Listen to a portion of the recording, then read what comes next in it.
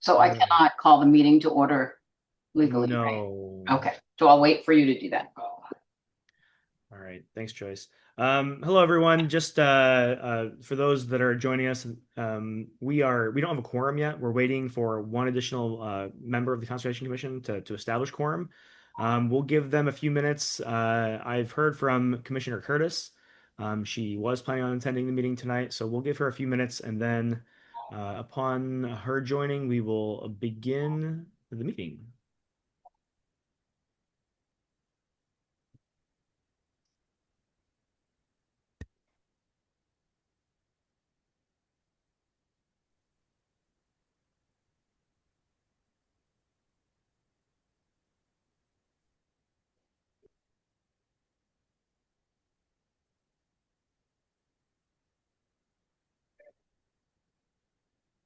All right. Looks like Commissioner Curtis has just joined us. So that will be four commission members that will establish quorum. We do not have the chair and the vice chair are not present this morning or this evening. So in light of that, the commission can vote to designate one of the members that is here to act as chair just for this meeting. So given that, I guess I'll kind of facilitate this portion of the meeting. So, do we have a motion to have someone act as chair for this meeting? Any volunteers before we make that motion, Lily? Considering my internet keeps cutting in and out, definitely not me. Oh no, I thought you had said But something, so if I was just Joyce turning wants it over to, to you. I make a motion to ask Joyce if she'll be the acting chair for this evening. Thank you, Peggy. Commissioner Curtis. I We've got a second that motion motion. and a second. I'm All not in sure if I should favor? Roll say call thank vote, you. please. I'm not sure if I should say thank you or Oh, not. I'll be happy to fill in tonight. Thank you, Commissioner Boris. All right, roll call vote, please. Okay, it being 6:34 p.m. Oh, sorry, Joyce. I think we do need a formal vote though. Oh yeah, okay. We've had a Okay. motion and a second. Okay. Can we get a Go roll ahead. call vote for Joyce to act as Curtis, chair for this I. meeting? Thank you. Green eye. Leon, I. And Boris, I. All right, thank you all. I'll turn it over to you, Commissioner Boris. Okay, thank you. It being 6:30 p.m. on March 18th, March 18th, sure. On May 20th, 2026, I call this meeting of the Brockton Conservation Commission to order. This meeting is being conducted remotely in accordance with Governor Healy's open meeting provision extension signed on March 28th, 2025, which extends access to certain remote and hybrid meetings until June 30th, 2027. Real-time public participation and comment can be addressed to the Conservation Commission utilizing the Zoom virtual meeting software for remote access. If you wish to comment during a public input portion of a hearing, please use the raise your hand function to be addressed at the appropriate time. For those of you joining by phone only, please press *9 to raise your hand. Please note that all comments made are public record and should be made in a way that is respectful to others. Should personal or inflammatory remarks be made, the host reserves the right to mute the speaker. A copy of this recording will be posted on the City of Brockton's webpage. All votes will be done via roll call to ensure count accuracy. Members of the commission, if you could please give your first and last name to establish quorum. Peggy Curtis.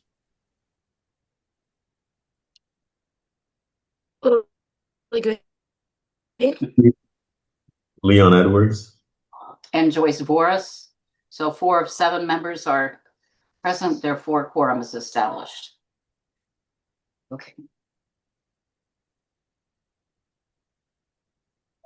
The first item on the agenda are the minutes of the March 18th meeting,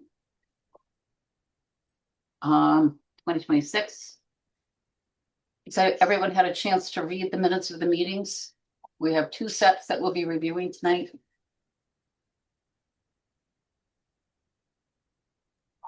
I have not. You have not? Okay.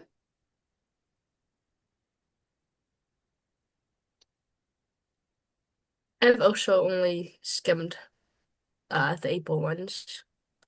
The April. Peggy, did you have a chance to read them over?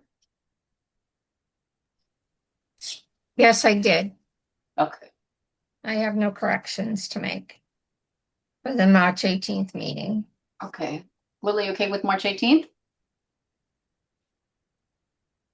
Yeah, we had discussed that one during the last meeting, and I had no extra changes from the last meeting. The April ones were Oh, just the okay. newer ones I've only. Okay, fine. Okay, but I don't think we voted to accept the ones from March. So if somebody could make a motion for that, please. No, those were continued. Excuse me? I'll make a motion to accept the meeting minutes for March 18th as written.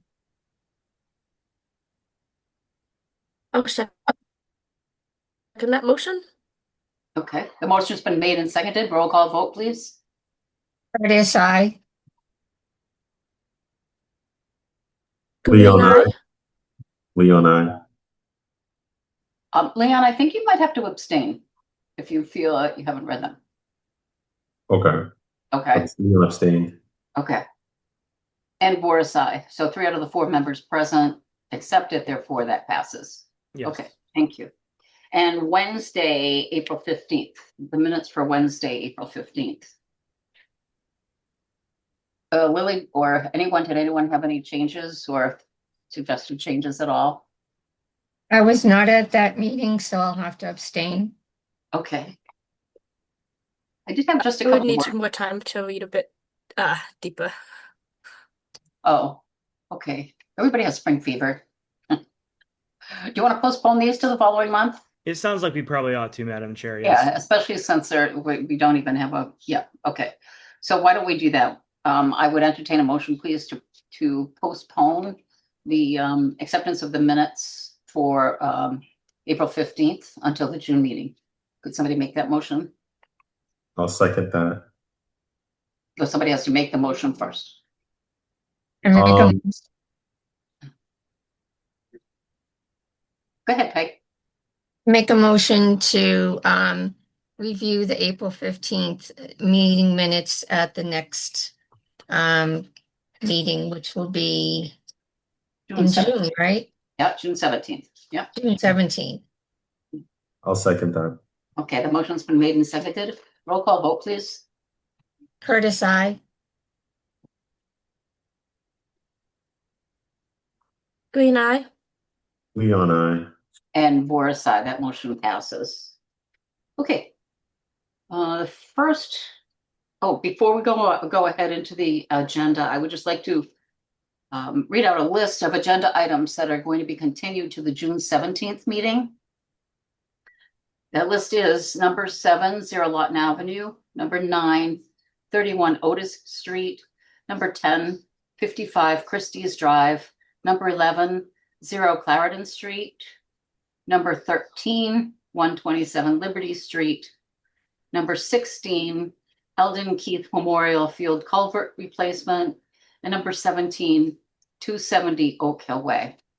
So those items have been continued to June 17th. So if anyone is present to hear those particular items on the agenda, they will be postponed until next month. Did you happen to notice if Mr. Gallagher was present, Kyle? Yeah, he was in the attendees list, and he's still here, Madam Chair. Okay. So we'll wait until we get to that point in the agenda, or would you like to Oh, address no, that now? I think we can make that statement now. May I? Of course, please do. All right, thank you. Let's just lower my hand. Nope. Yeah, so I recognize that several applicants and commission members have been trying to reach me over the last couple of days. Unfortunately, I had to take some PTO, including today, so I was not able to respond to any emails. And Frank, I do recognize that you've been trying to get a hold of me all week. I was unable to work from home today due to supervision, the direction of my supervisors. So I was not able to reach out and communicate with you before the meeting now. So I apologize for that. However, specifically with regard to 127 Liberty Street, we were still exchanging plan revisions up until this week. And that does not give the commission or myself time to review those changes before potentially issuing an order of conditions. So that's the logic behind continuing 127 Liberty Street specifically. The rest of those projects that were listed are just in various stages of peer review, and they are not ready for issuance of any decision from the commission. So thank you for that time, Madam Chair. Okay. Thank you. Okay. We still So- need a vote to continue those items, though. Wait, I'm sorry. Make a motion to continue those items that were rattled off by Joyce. I second that motion. Motion's made and seconded to continue those items on the agenda until the June 17th meeting. Roll call vote, please.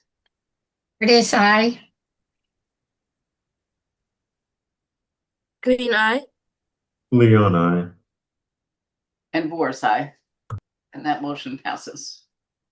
Thank you. So the first new filing that we have, it would be a request for a certificate of compliance for property at 10 Exeter Street. Do we have the applicant here? Yeah, the applicant's representative, Brad Holmes, is online here. Let me promote him. Brad?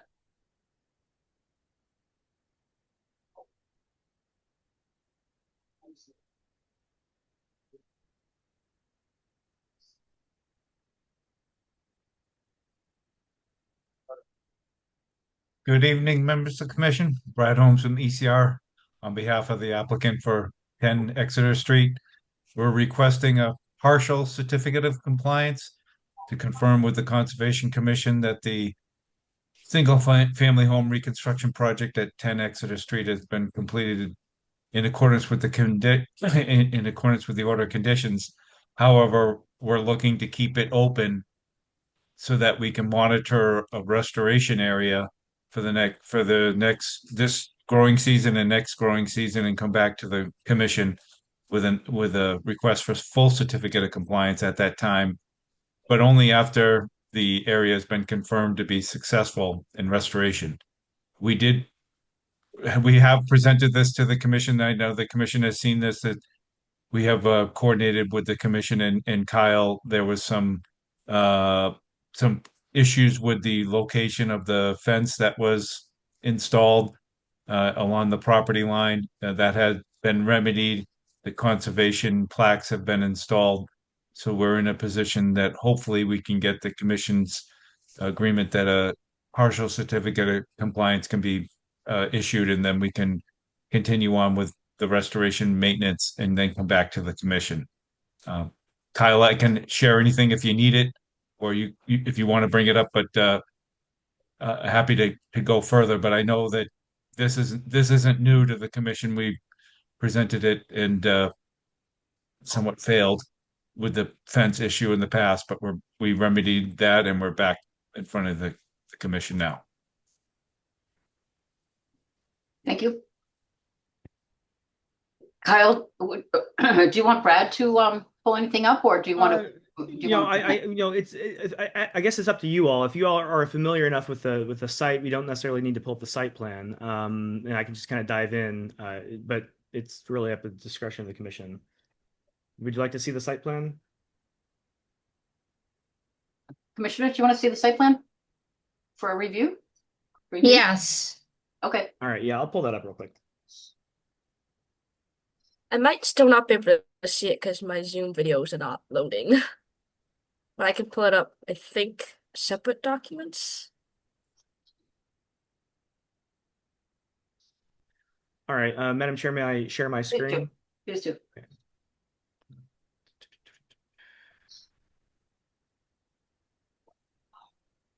All right, so this is the development off of Exeter Street. The commission originally issued the order of conditions for the reconstruction of an old, dilapidated structure, kind of within the same footprint of the old structure. Part of that, there's been a whole series of enforcement actions with this property. The developer did not conduct the pre-construction meeting as required. and they just began work on the site. So I just kind of noticed that the structure was up, and I went back there, and no erosion controls had been in place at that point, and they had, as part of the excavation, I think associated with the basement, they had piled all of this extra fill material in the 100-foot buffer zone past the property line. So the first enforcement order was issued requiring that that fill be removed and then a restoration plan be submitted to the commission. That's when Brad kind of got involved with this project. It was with the creation of that restoration plan. Since then, the commission has reviewed that restoration plan and approved that restoration plan, and the restoration has been planted, as Brad indicated earlier.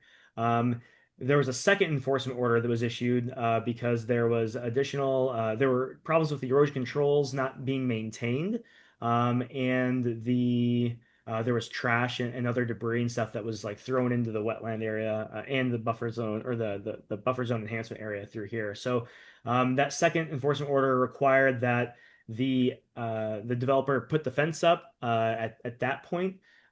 Conservation markers were already required as part of the order of conditions, but we required that that fence be put up with that enforcement order because when I was out at the site that second time, this was late fall of last year, there were for sale signs out in front of the property, and I was concerned that prospective buyers might not know where their property line ends and what usable yard space they had.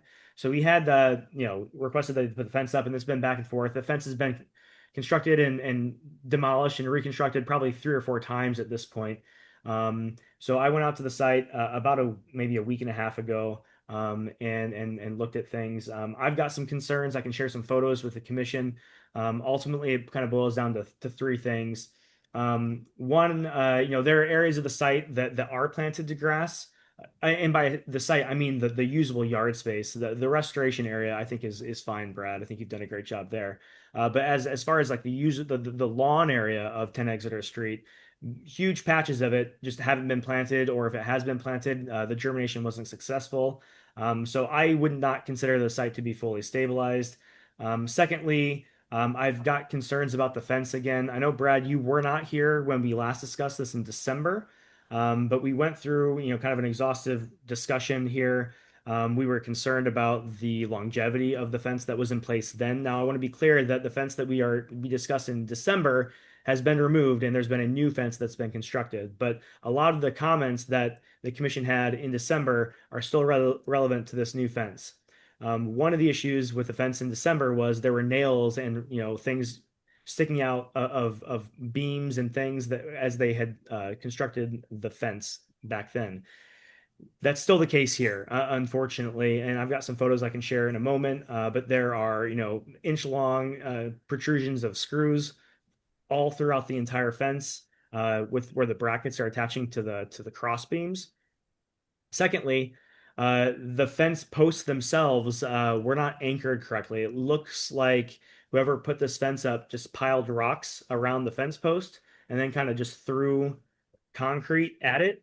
So there's kind of a weight at the bottom of the fence, but I've got a video that I'll share here in a moment. I'm not like leaning into this fence post at all, but I'm able to shake it with my arm just like this, and it gives 2 or 3 feet, and I'm not even like really putting any effort in. So there are conservation markers up. A fence has been installed, but I don't think that this is up to the standard that the commission is wanting to see, and it's not something that I'm recommending that a certificate of compliance be issued for. The final comment is I don't think that the fence as depicted on the as-built that was submitted as part of the certificate of compliance request represents the location of the fence as it is on the ground today. Now, that's not really relevant if the commission chooses to deny the issuance of the certificate of compliance anyway for those other reasons, but I do want to note that it does not appear that the fence matches what's on this as-built. So that's the overview. I'll share some photos here, and then we can kind of move on here. So, all right. So that was the as-built that was submitted, and these are the photos that I took on May 12th. And we'll just kind of briefly go through these real quick. Just some construction debris left over. The erosion controls are still in place, which is good because the whole lawn isn't stabilized. This area of the lawn looks great. Might need mowed a little bit, but certainly sufficient vegetation coverage through here. And this is the old erosion control sock. Again, because all of this is stabilized up gradient, I'm not so concerned about this, but the restoration area is over here to the left, and then the grass lawn area is over here to the right. You can now see some of these little like bases of these posts, and we'll get into those a little bit more as we move forward. I want to bring your attention to the brackets that are attaching the cross beams to the posts here, and I'm not sure what material these brackets are made out of, but generally, you would make the cross beam attached directly to the post rather than using a bracket to attach them. If this bracket, is made out of like nickel plated, it might last for 3 years and then rust away. Like I've just got concerns about the bracket and the hardware anyway, but we'll get some photos. So here are those nice markers, and I think these look great. But again, so some just stones piled up around the base, some concrete, thrown at it. And here are those, each one of those brackets has two screws going into the post and then two screws going in through the cross beam. Every one of those cross beams has, about, maybe 3/4 of an inch of these screws sticking out the back. And again, just concerned about, I mean, this is, I'm not sure when this was installed, but these are already beginning to deteriorate. They're beginning to rust and weather. So that's a concern that I've got just as far as safety. I'm not sure. I think this property has been sold. I think people are living in it now. And this is just a safety issue, I think. So just more pictures of those screws. We'll kind of blast through this. This is an area right by the foundation. This is probably the steepest gradient portion of the site. And you can see little like maple trees kind of growing through here, but I don't know that any grass seed has been put down here. It's certainly not what I would consider stabilized. And that's, this is another portion of the lawn, but it's beyond. I mean, the fence location is kind of all over the place. They've gone way beyond what was, I don't know. In any case, this area is not, it hasn't been planted. It's just bare earth. This is looking back along the restoration area here is between the two erosion controls. And here's that fence.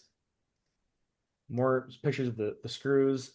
And then here's more of the area just around the home, and there's a little bit of grass coming up, but all of this area is like the lawn of the property. This used to be kind of wooded through here. They took down a lot of trees, but they've not done a good job of establishing the lawn area. So that's my main concern. We've got some piles of just dirt and things up here. This is kind of closer to the Exeter Street, the access way. So these are the big issues that I've got. I've got a couple. So here's when I was talking about the as-built not matching the fence location. I tried to capture in this photo, like this is a straight line from the end of the post all the way back over here where there's one pivot and there's another straight line of fence that goes to the other property line. The as-built shows at least three different like pivots or turns in the fence, and there's only one pivot as things are depicted here. So again, I'm just concerned that the as-built doesn't actually correctly reflect what is on the ground here. But in any case, I think the big issue is site stabilization and these fence posts. I've got a video here. This is the other shot of that straight angle. The one pivot is kind of back by this last corner of the home. I'm gonna fast forward to this video that I took. It's the last one here. And you can just see the give in this beam. And I'm not leaning into this at all. This is just me just moving my arm like this. And this is true of all the beams, the posts across the property. So, ultimately this is up to the commission, but this is not something that I would recommend even a partial certificate of compliance. I understand the logic that Brad is advancing towards the commission. I'm going to stop sharing my screen here.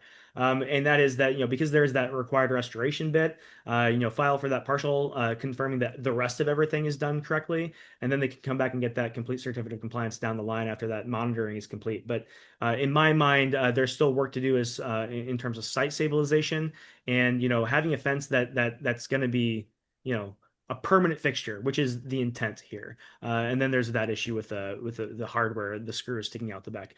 It does look like Commissioner Mapp is present now, so we should just maybe note that in the meeting minutes. Welcome, Sharifa. And that's really all I've got, Madam Chair. I mean, I think it's really important to make note, and hopefully the applicant is aware that the whole purpose of the fence is to have a permanent mark for future encroachment. Yeah, And- it's really And unfortunate. permanent is an important word there. Right. And I think this is probably at least the third time they've rebuilt this fence over the course of the year that we've been kind of in this discussion with the developer, and which is really unfortunate because, this is one of those things that you could have just done the first time correctly, and we keep going back, and I hate kind of being nitpicky here, but like that doesn't seem to be a permanent fixture to me, with all the other concerns as well. And do you know if the property was actually sold, or is there a tenant? I believe it was that there seemed to be cars parked in the driveway. I knocked when I did my visit on the 12th, to just announce myself. No one answered the door, but I think that I know the building department did issue the certificate of occupancy, and so I do think it's been sold, but I don't know for a fact. Commissioner I Curtis, believe it. I believe it has been sold. Yes. okay, thank you, Brad. So to follow up on Kyle's presentation, would it be possible to modify the request for partial certificate of compliance to certify that the house and the layout was correct, but the fence, the site stabilization, and the restoration area remains? We still have to come back to the commission for a full certificate of compliance, no matter what. Um, so if we could at least narrow down those pieces, as Kyle mentioned that they weren't suitable, then we can work on those and then come back at the full certificate when we get to that point. If that would be something the commission would entertain. That would be for the home only, the home and the layout of just the layout of the home and the actual structure of the home. Correct. So that you wouldn't be signing off on the fence, the full site stabilization, and we know that the restoration area was not going to be signed off on because we don't have 2 years. So we'd be looking to come back to you for the remaining items, the site stabilization fence and the restoration area. Commissioners? I had a question about the placement of the shed in the 25-foot buffer zone. Oh, may I address Please. that? Yes, thank you, Commissioner Curtis. The as-built did show that that shed was still in place. That was one of the conditions in the order of conditions, that shed was to be relocated outside of the 25-foot buffer zone. That shed was completely removed. It's no longer in existence anywhere on the property, but it does show up on the as-built, which is another issue with the submitted as-built. Thank you.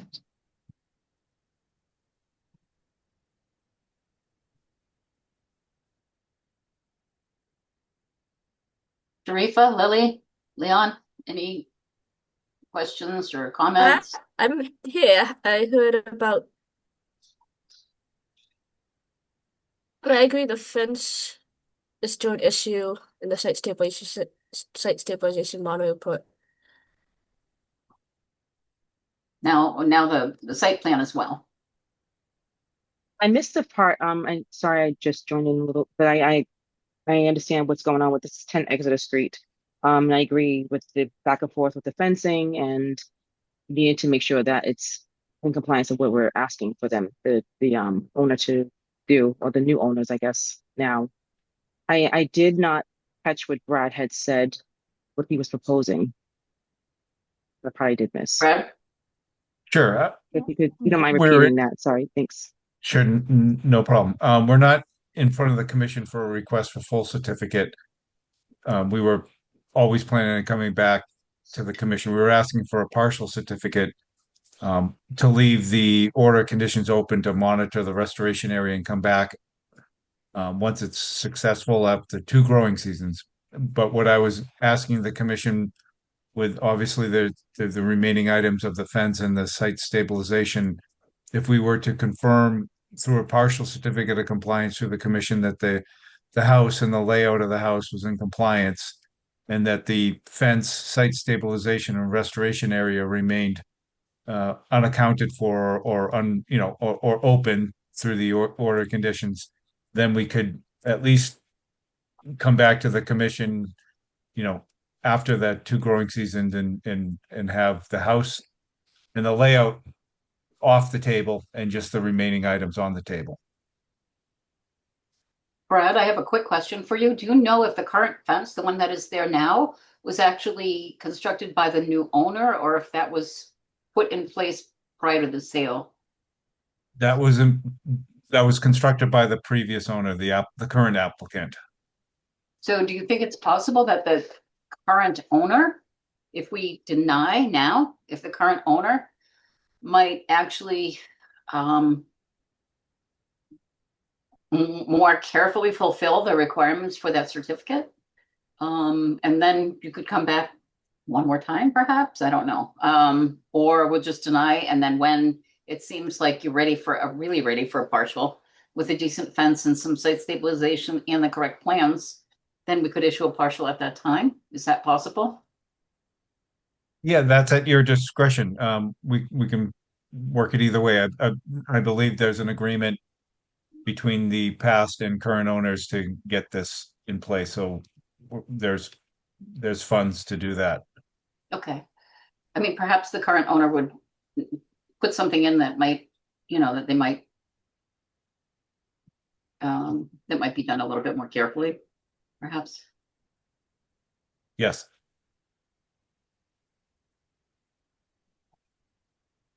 Kyle, do you have anything, commissioners, any questions, comments? Toss out there. Yeah, I've got just, some thoughts. I think that, we've had a lot of issues with this property, and I feel like, you know, granting a partial certificate of compliance, given that they already have a certificate of occupancy and the sale has already gone through, the need for that certificate of compliance, even the partial, isn't as dire as it was back in December. And I feel like the commission loses, you're kind of giving away a lot of your leverage by issuing even the partial that says that the home's constructed appropriately, but we're not going to look at the fence for a couple more years. Given that this has been such an ongoing issue and the fence has never been constructed appropriately, pushing this off for 2 years and then coming back, I think is just, we're just kicking the can down the road. I think and this is just my recommendation, but I would say that my recommendation would be that you deny the request for the partial, even the partial for the home's build out portion, until such time that the fence is appropriately constructed and the site is fully stabilized. And then they can come back and get that partial certificate. As Brad said, they still always have to come back and get that complete certificate after a couple of years. But just allowing that leeway, I think we're just kind of dropping the ball, honestly. And I think that given again that the sale has already happened, oftentimes like closing attorneys for the sale of a home like to see that a partial at least, and that just really relieves the buyer from a lot of liability. But the home's already been sold, so I think that the need for that partial isn't as crucial from the homeowner's perspective now. But by granting a partial without these issues, we're just kind of kicking the can down the road. I'd rather address this now rather than in 2 years is my kind of opinion.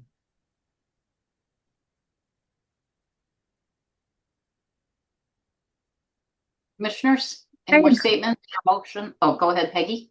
Yeah, I agree with Kyle. I don't think this property is ready for a partial certificate of compliance. There's still a lot of work to be done. And just the fact that they've redone the fence so many times just makes me leery about them actually following the directions correctly. Thank you. Would you like to make a motion, Peggy, or anyone? Well, I'm going to make a motion to deny the request for certificate of compliance or partial certificate of compliance for 10 Exeter Street. I think they need more time. I second that. Okay, Kyle, that doesn't have to be closed, correct? Before we. Yeah, though this is not a public hearing, so we can just make the determination. Okay. Okay. Motion's been made and seconded to deny the certificate of compliance for 10 Exeter Street. Roll call vote, please. Curtis, aye. Green eye. Leon, I. Matt, I. And Boris, aye. That motion passes. Well, thank you for your time, and we'll work on addressing comments and hopefully come back to the commission. Thank you so much, Brad. Really appreciate your Sure. help. Have a good night. Thank you. Stay cool. Yeah. Okay, the next item on the agenda is a request for determination of applicability for 136 Perkins Avenue, a utility installation.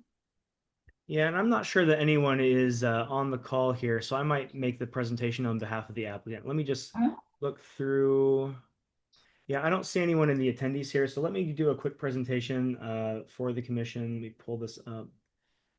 So this is just a quick natural gas line that this individual at 136 Perkins Avenue wants to run to the existing building on the site.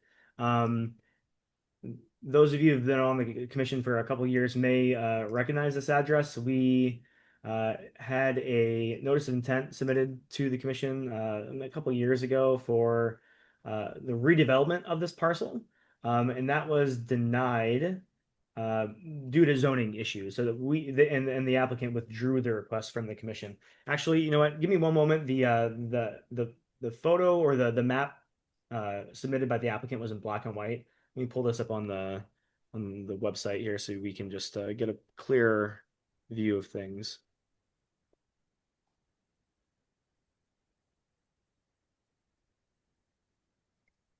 So there's no one from the attendees. Okay. Yeah, that is correct, Madam Chair. All right. I'm going to go ahead and share my screen.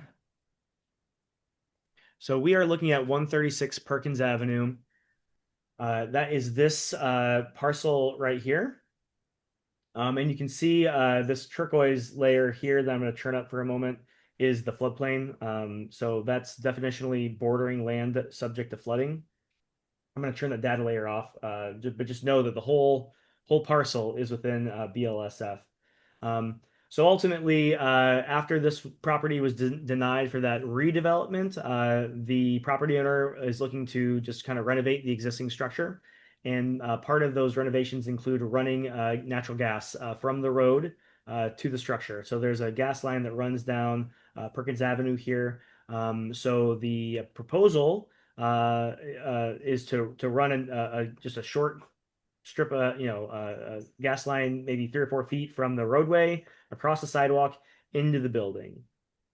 So they've had to file with us. I recommended that they do an RDA, and so that's been filed. So we've got the applications there, but again, the photo in there, the aerial is in black and white. So really, the impact that we're looking at is open trench method from, I'm not sure. Let's see. Eversource will be doing this work, and they've submitted a letter to the commission, kind of outlining the work and how that will be done. Basically, that will be an open trench method. They will come over here, break up the concrete, remove the concrete on the sidewalk, excavate down to the level that they need to run the gas line. They'll install the gas line. They'll backfill it with all the fill that they had from the excavation, and then they'll, put new concrete or asphalt down, patch it up, and that's the extent of the work. If the work isn't completed in a single day, they'll put a cover on over the hole. But this is one of those things that, if it takes 2 days, that'll be shocking. I mean, this is like an afternoon project. I imagine 1 or 2 days, 2 days absolutely maximum as far as time that this will take. They hope to have this completed within 90 days of getting permission ultimately. So again, it's a quick project. No reason to deny this. All the best management practices are kind of outlined in Eversource's document. So I can answer any questions from the commission, but ultimately I'm recommending that we do issue. Let me pull up my cheat sheet here. I'm going to stop sharing screen so you can't see all my secrets. All right, so I would recommend that we issue a -2 determination, and what that says is the work described in the request is within an area subject to jurisdiction, which is bordering land subject to flooding under the act, but will not remove, fill, dredge, or alter that area. Therefore, said work does not require the filing of a notice of intent. And that's it. There is a second, you know, we may also consider issuing a second determination, which is a -3 determination, and that reads, the work described in the request is within the buffer zone, and it's like it's about 100 feet from the buffer to the bank of the river that runs north-south right there. So the work described in the request is within the buffer zone as defined in the regulations, but will not alter an area subject to jurisdiction under the act.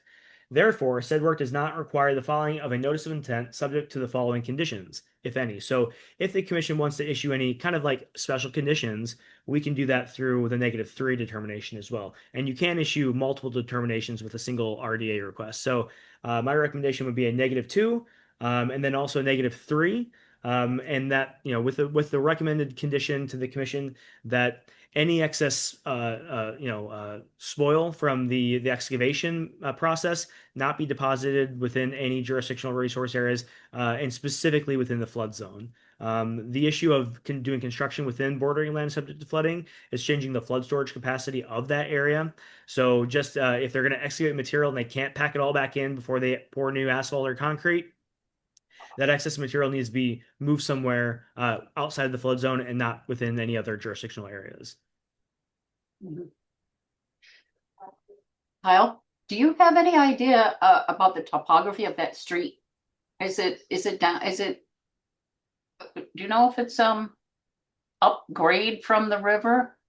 Yeah, I noted that as I was driving away from the site, and I think the area that's going to be impacted is slightly down gradient of where the river is. Let me just pull up contours on the map here. I mean, it's pretty flat. It looks like, according to LiDAR contours from 2023, pretty flat in the area that they are proposing to do the work. Okay.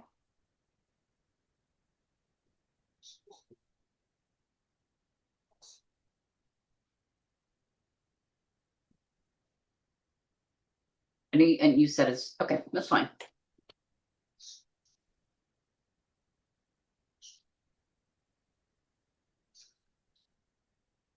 Can't hear you. Sorry, I muted myself. It does also say in the proposal that erosion control barriers will be placed between the proposed work area and the wetland resource area, which is the waterway. So It's fine.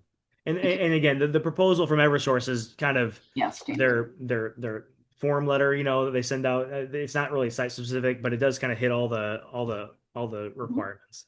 Thank you. Commissioners?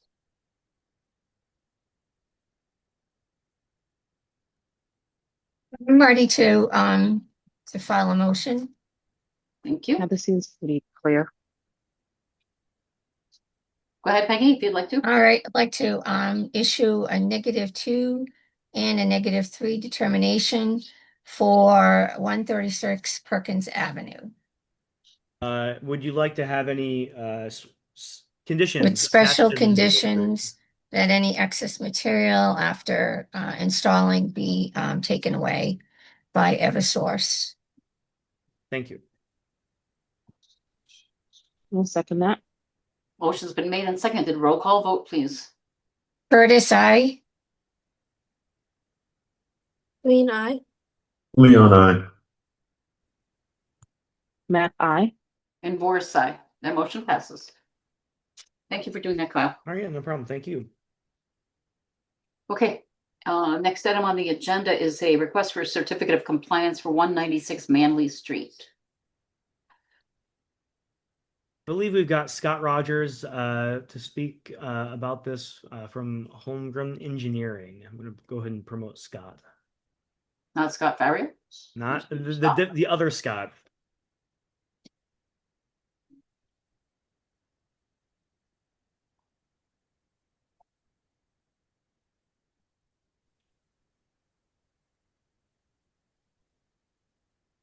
Hi, Mr. Rogers. How are you? Fine, thank you. Should I go, Kyle? Yes. Yes. Through the All chair. right. Thank you. So for the record, my name is Scott Rogers from JK Homegrown Engineering. The property is 196 Manley Street.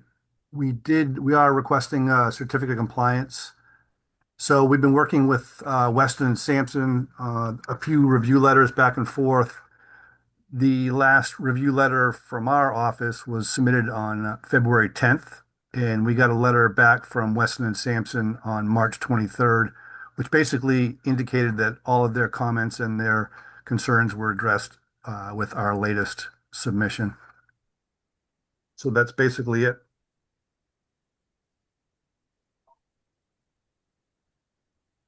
Kyle, is there anything you'd like to add?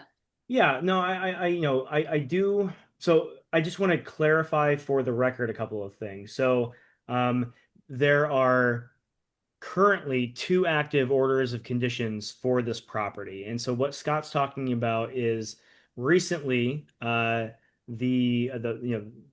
applicant, the property owner, through JK Holmgren Engineering, has been working with the commission's consultant, Weston and Sampson, to address some stormwater issues that were noted from the previous order of conditions. The commission reviewed that previous order of conditions, found that the work was not done according to the plan of record, and issued an enforcement order requiring a new notice of intent be filed, where the applicant, the property owner, demonstrates that the work that had been done did actually meet the standards. And so that's the review that Scott was referring to. And just last month, we completed that review, and the commission voted to issue a new order of conditions for the property.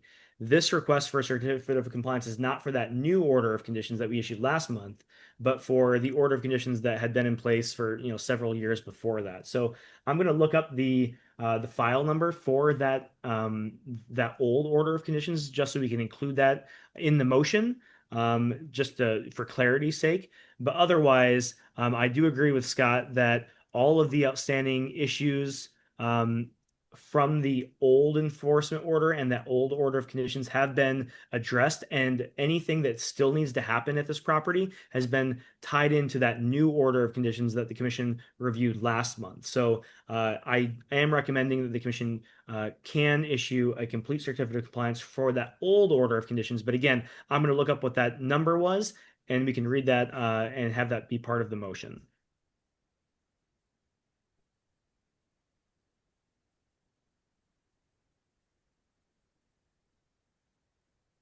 I think I'm just a little confused as to new and old. So this would be the one that actually would be attached to the enforcement order, or the one attached to the enforcement order is the newer one?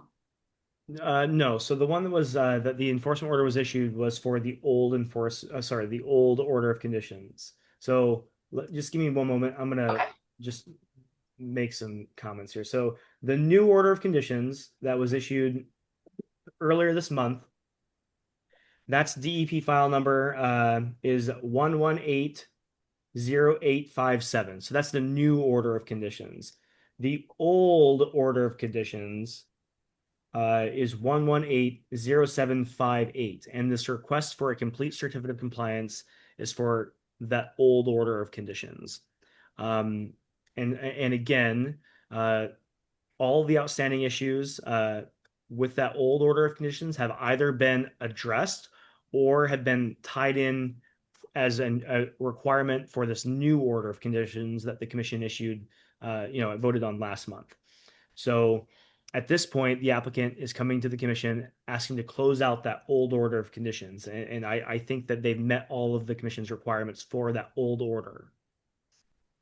And then the new order of conditions is still active, and there are still requirements that they do under that order of conditions. That's mostly new work under that new order of conditions that we reviewed last month include some plantings in the buffer zone and then conservation markers, and that's it. The rest of that new order of conditions was approving work that had already been completed.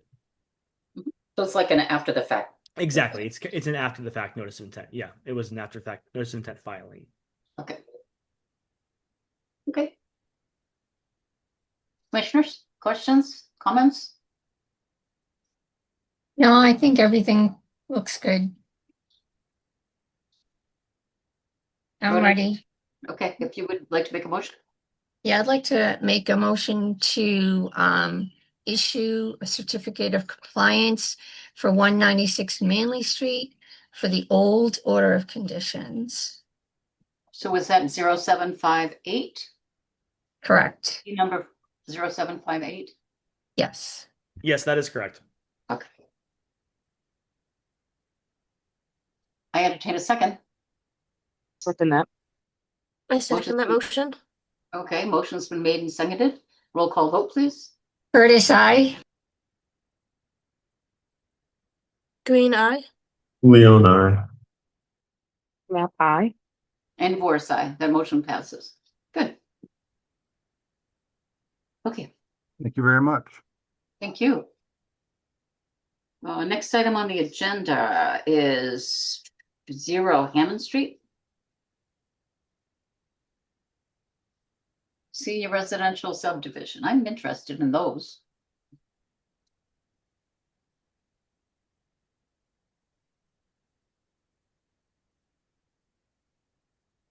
And I believe Scott Rogers will be doing the presentation on behalf of J.K. Holmgren for this project as well. That's correct. Good evening. For the record, my name is Scott Rogers from J.K. Home Engineering. So this project was before you back late winter, early spring. You issued an ORAD, an ANRAD was submitted. You issued an ORAD back in March 6th of this year. So Kyle, do you mind if you can share your screen? Yeah, I can do that for you in just a moment, Scott. Sure. I just want to, we do need some bookkeeping things before we kind of begin, and we need to officially open the public hearing, Madam Chair. DEP file numbers on the abutters list. DEP has issued a file number. Okay. However, so I'm looking at the I wrong didn't one. see here. anything in the minutes that reflected whether or not abutters notifications had been done.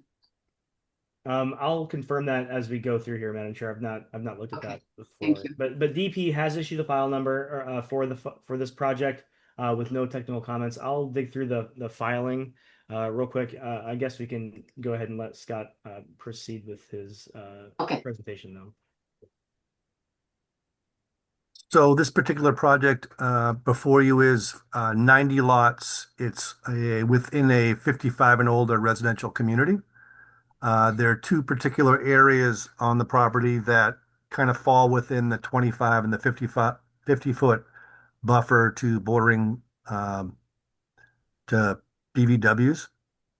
And when Kyle gets that screen showed up, but basically it's the northwest corner, that's lot 12 and lot 37.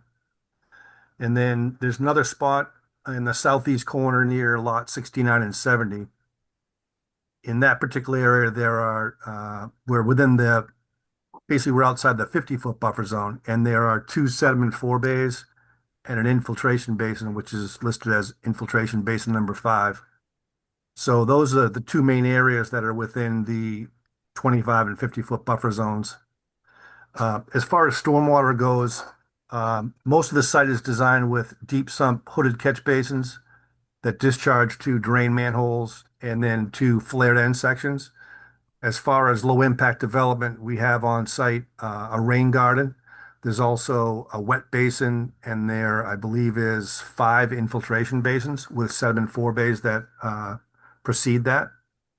So with this particular, and it's not really a subdivision, but it's a over 55 residential community. With this particular design, we tried to mitigate as best we could the impacts to all the resource areas, the wetland resource areas, and the buffer zones. So we obviously worked around those existing features.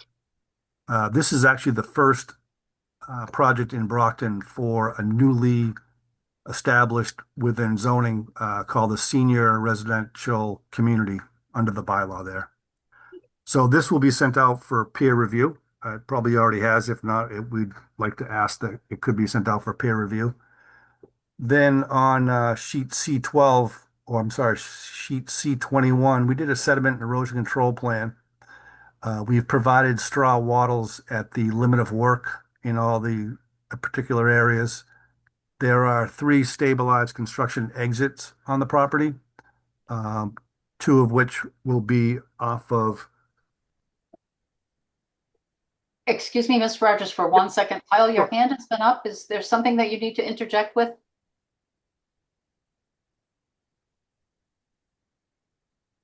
I don't hear you. Oh, yeah, sorry, Madam Chair. Yeah, I don't see proof of mailing, in which case we should not open the public hearing. I know Scott's kind of already done a review of the proposed work, but I've not been working for the last couple of days. I don't know if Debbie sent me anything in the last couple of days, but there was no proof of mailing as far as part of the original submission. I'm looking through my email now to see if I have an email from basically Scott's office manager. Scott, are you aware of the proof of mailings being sent? Trying to see if I can find it, Kyle. Yeah, I see a proof of Butters ma- list. proof of mailing sheet. Can Is there you? a butters list of, I had in the butters list. Scott, can you do you, is that in an email that you've got? Could you just forward that to me real quick? I can forward that to you. Perfect. That would be great. Thank you. Sorry about that.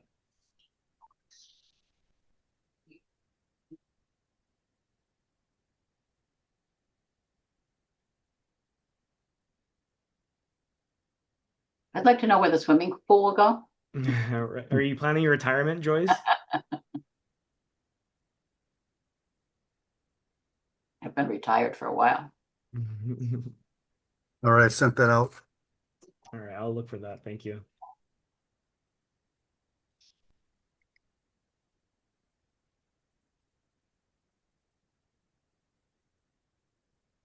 All right, I've received that, so we're probably okay to continue. Sorry about that, everyone. All right. It's just a Sorry. you know. Okay, let me pull up the site plans for you, Scott, so you're not just talking into the wind here. If you could, when you get to the site plan, if you could pull up sheet C10, Kyle. Sure thing. Thank you.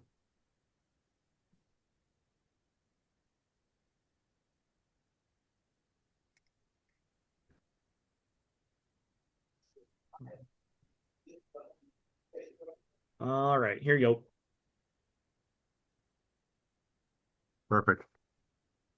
So the northeast corner, you can kind of see the main road is Hammond Street that basically runs from East Street over to Thatcher. That's kind of the main road. And then on the northern section, there's kind of a loop road that runs north, east, and then south. And then in between that loop road, there's a connector road, if you will. So on that loop road, you can kind of see the wetland on the northern property. That's probably the area where we're the closest to any buffer zones. So that's one area of particular concern. And then the other area is in the southeast corner off of Hammond Street. There's two cul-de-sacs that run to the north and then two cul-de-sacs that run to the south. So it's the one plan right, if you will. So down there, as I had mentioned, there's two sediment four bays and also an infiltration basin number 5 down in that area. And I believe we held the 50-foot or so buffer zone down in that area. And if you could flip Kyle to sheet C21 for me.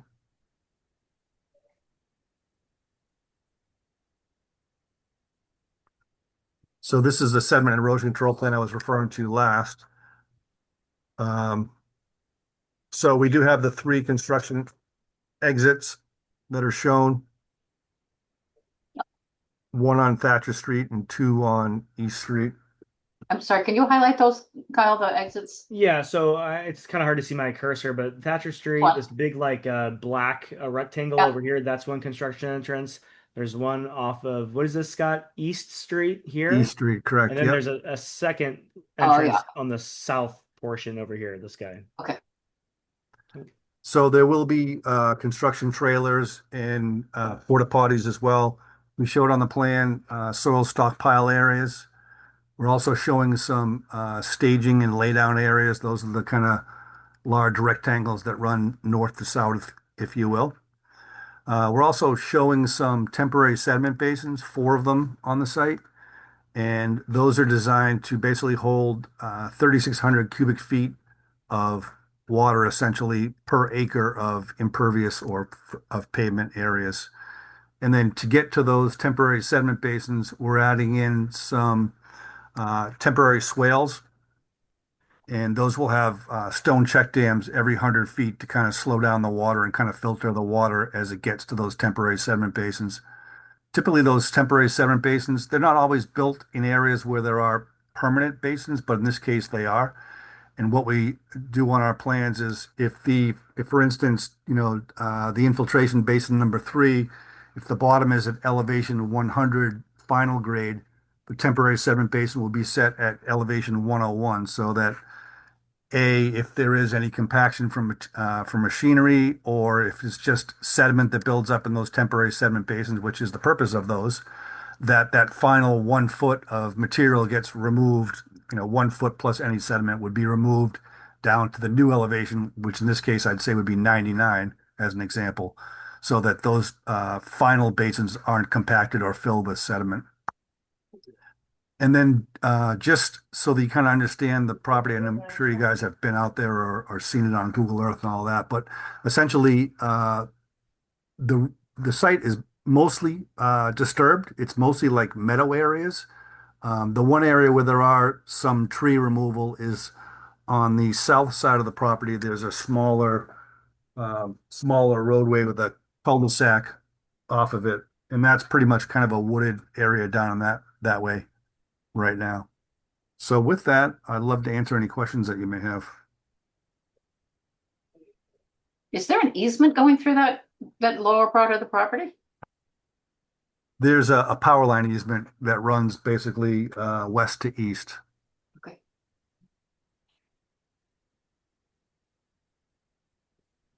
I have a question. Where's the swale on the lot?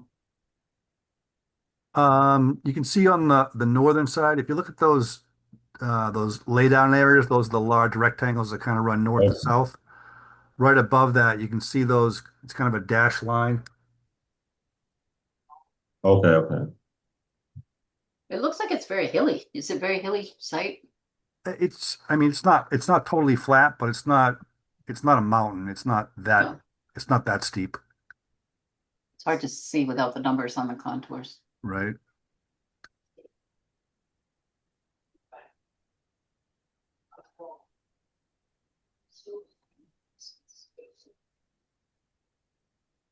So you'll be putting in those drainage features, roadways, with this notice of intent, is that correct? Yeah, so obviously we need an order of conditions from the Conservation Commission, and then we would need to go to Planning Board for Right. approval as well. And that would happen after we get the order of conditions.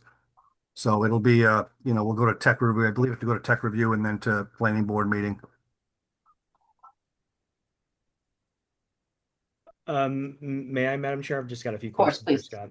So, Yeah. Scott, just a high level, this order of conditions and this portion of the project is just the roadway build out, the associated utilities, site grading, stormwater infrastructure, and I guess clearing where clearing is necessary for the site grading. Is that Yeah, correct, or am I missing you it? are correct. So there's probably, I'm going to say about 7 or so. And when I say they're not really lots, basically they're areas that are like lease areas because you won't buy the property. You're basically going to lease the building and lease the lot. So I'm going to even though I'm calling them lots, they're not really technically lots like a subdivision lot. But Mhm. there are 7 of those lots that would have to come back for a specific uh, notice of intent. We'd file a notice of intent for those specific dwellings in those sites, if you will.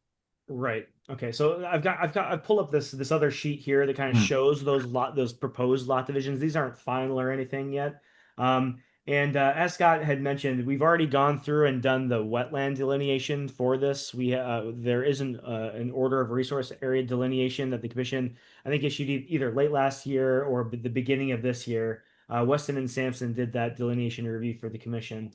And as far as jurisdictional resource areas goes, there's one over here in this portion of the property, and then one up here. So the intent here is to permit the entire subdivision as far as the roadway build out, site grading, utilities, large stormwater features there, and then any individual lot that needs to be constructed within the commission's jurisdiction will then come back and get their own individual notice of intent.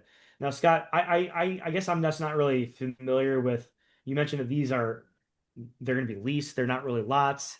When it's time to actually do the construction of the individual housing units, will each individual unit have to go through the building department to get a separate like building permit, or will you file one building permit for like the build out of the whole subdivision, save the ones that are like within the commission's jurisdiction? Like how does that work?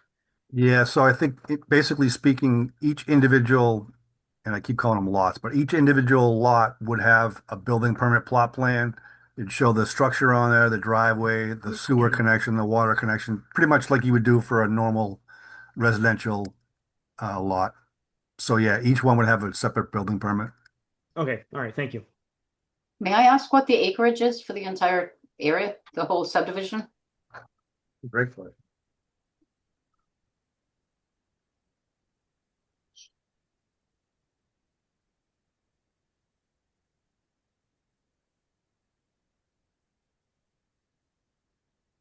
Hmm. I believe it's around 36, 37 acres or so.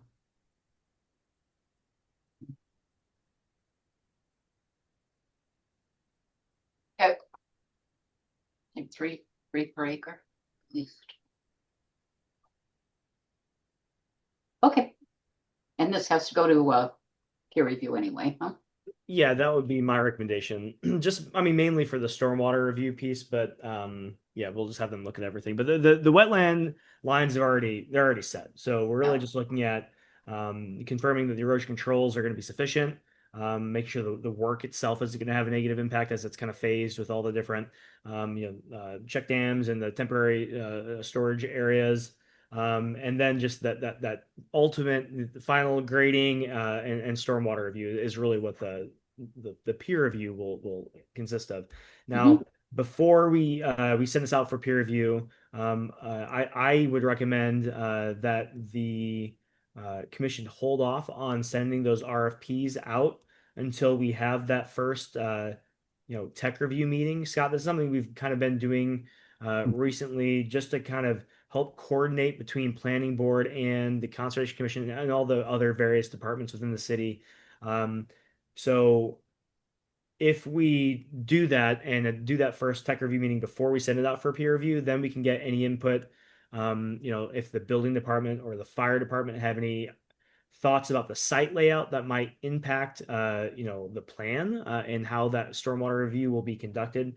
This is how we've kind of been managing this kind of citywide coordination in the last 8 months to a year. So I would recommend that the commission vote to send this out for peer review, contingent on getting kind of a thumbs up after the first tech review meeting, which is the step one of that planning board approval process. Um, so that's kind of my thought. That's, I guess that's it for now. Thanks.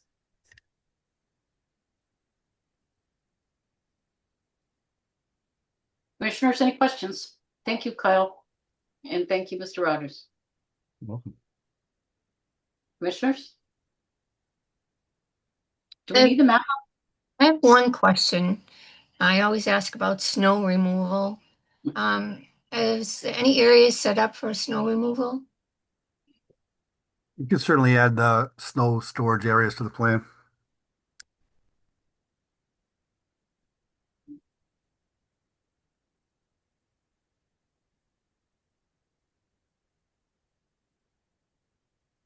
Commissioners, any other questions? No questions from me. Okay. As this is a public hearing, before we close out our business tonight, it might behoove us Put it to the to public. Yeah. see if anyone has comment. Yeah, I was just going to do that. Is there anyone from the public that would like to make any remarks or have any questions about this particular project? I don't see, excuse me, I don't see any hands raised, Madam Chair. Okay. So that being said, I entertain a motion then to continue and to continue. Yeah, we also like a vote if you want to send this out for peer review. Yeah. Yeah. Whichever one you'd like to do first is fine. I think vote for peer review first, and then vote to continue after we've completed the discussion.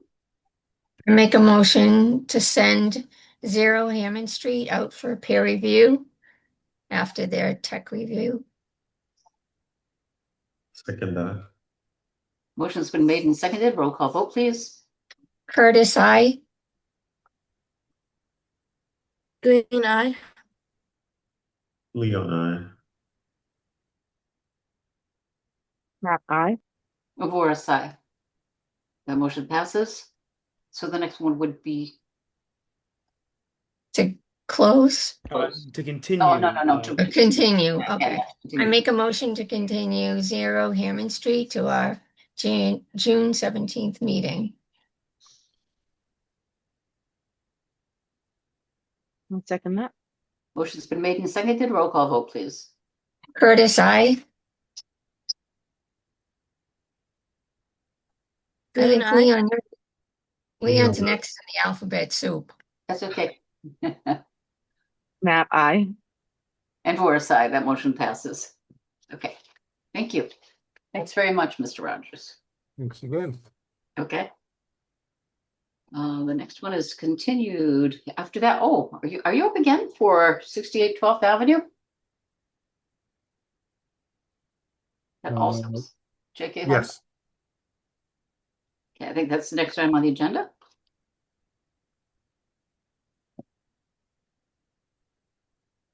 All right. For the record, my name is Scott Rogers from JK Holmgren Engineering. This is for the project number 68 on 12th Avenue. So this project has a little bit of history here. So back in December of 2020, a certificate of compliance was issued for an older project. In between, some requests were made from staff. Basically, we were asked to reflag the wetlands. Brad Holmes at ECR flagged those wetlands for us, and those are on the new plan. Another comment that was made, it is in a floodplain, and we added the floodplain elevation to the plans, which is approximately elevation 81. So we filed, obviously, a notice of intent, and we filed a building permit plot plan. So the applicant wants to put in a 12-foot by 10-foot sunroom in the front of the house. Due to the fact that we're in a FEMA floodplain, it'll be a structure that will not have a foundation. It'll be constructed on 6x6 posts, and the intent of that is to minimize disturbance within the resource areas and the floodplain. And then it'll be elevated on those posts so that water can basically pass underneath the structure without basically being held back at all and doing any filling basically in the floodplain other than those tiny 6x6 posts. So the actual sunroom itself is mostly on the existing driveway. So it's basically a disturbed area, mostly pavement, tiny bit of grass, like, maybe 5 square feet of grass area, but mostly on the existing driveway. And you should also be aware that the sunroom itself is pretty much at the high point. So basically the topography of the property, half of that sunroom essentially would flow towards the top of the sheet, which is the north, and half of it would flow across the driveway towards the south. So just for history purposes, I guess, this is for us a 2018 project. So we're on year number 9 for this project. It's had a lot of history and a lot of things that have gone on, good and bad. But the applicant, she's an elderly woman, an older woman. She just wants to build that small 10 by 12 foot sunroom so she can enjoy her property. So without getting into, a long discussion about it, that's the simple story to this particular application. Thank you. Kyle, is there something you might want to add? Yeah, sure. Thank you for that summary, Scott. I think you've really hit all the main points there. I do want to just say, recently, within the last couple of months, we've been dealing ultimately with, and I think we have dealt with the floodplain issue. Um, and that was the big hangup as far as the commission's permitting is concerned. We wanted to fully document the impact to bordering land subject to flooding, which is anything within the floodplain. And it was just we were kind of not getting anywhere trying to get, proposed cut and fill within the floodplain. So ultimately, the plan was revised to be on those pilings as Scott described earlier, and that's all within revised documentation that's been submitted to the commission. And I asked that because this is floodplain A rather than AE, it doesn't have a base flood elevation associated with it. So I asked Scott Ferry to put together kind of an argument for why they think that the base flood elevation is approximately that 81 feet, and to justify that. And so they've included that in a new kind of narrative that's in the file. Ultimately, the applicant is arguing that the proposed development will have a de minimis impact to the floodplain or bordering land subject to flooding, which means a negligible impact. And I think that they have demonstrated that to the commission, at least to my satisfaction. So, because it's built on those pilings, the area of impact within the floodplain is fairly negligible. And I think that permitting the project as it is described in the most recent, just documents that have been submitted to the commission is something that the commission could do. So I think that the commission could issue an order of conditions. Unfortunately, I've not had a chance to really delve into this and develop any special conditions, but um, you know, we can kind of brainstorm those now. One that comes to mind would be any of that excess, fill that's uh, excavated as they're putting these pilings down and be removed outside of the flood zone or other jurisdictional resource areas. But beyond that, we've got limited work and silt socks around this area. They've got plenty of area to stage materials, either on 68 12th Avenue, yeah, or within the yard space here. One other condition that we could consider that we use occasionally on projects within the floodplain is that if there is a large forecasted rain event that may cause significant flooding, that any stage material be removed from the area ahead of time. I don't know how relevant that is. I can't imagine they're gonna have a ton of stuff here. But on larger projects, that is something that we've required in the past as well. But beyond that, this is a fairly straightforward. We just want to make sure that we're not negatively impacting the floodplain. I did walk the wetland line after it had been reflagged. It looked good. The wetland line, as it's depicted on this plan that we're looking at now, is pretty accurate. Um, so you're looking at most of this work that's being proposed is kind of within that 100 foot to I don't know 50 foot buffer zone area, and it's all on the other side of the house compared to the wetlands. So the wetlands in the back of the house is on the front of the house. So I don't really anticipate any negative impact from this development on the wetland resource itself. It's really just the bordering lands to flooding that we're concerned about. And I agree with the applicant's claim that this would have a de minimis impact on the floodplain, on bordering land subject to flooding. Mhm. Mhm. Would it be worthwhile at all, since it's going to be up on pilings, is that what they're called? Plates, to have permeable material underneath on the bottom ground underneath the thing instead of having it over concrete? Would it be worthwhile to put maybe landscape cloth and stone underneath there to allow for drainage? We could do that. Oh, I guess I missed that when Scott was talking. I didn't realize they were planning on so you're gonna put a slab down and then the pilings are on top of that? No, No. no concrete's proposed. Okay. Okay. So as proposed, it's just the pilings over native material, right?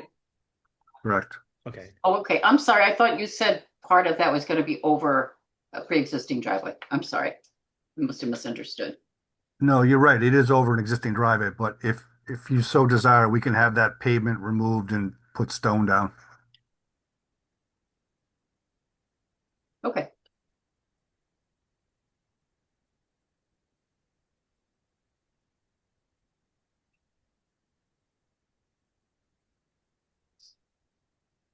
Kyle, Yeah, commissioners? Scott, I thought the driveway was over on the on like this portion of the lot over here to the side of the home.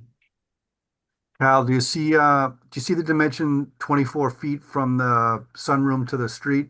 Yeah, That that's line right oh, I above that see. that's the edge of the driveway. So I see. yeah, it is, the driveway is pretty large, pretty wide, I Okay. should say. All But right. you're right, most of the driveway is on the southern side, but Okay. So as far as that goes, just for the commission members, we are only looking at the new impacts. Any of this old stuff, either was covered on a previous order of conditions or was grandfathered in. I'm not sure how old this house is, but we're looking at new impacts to the flood zone.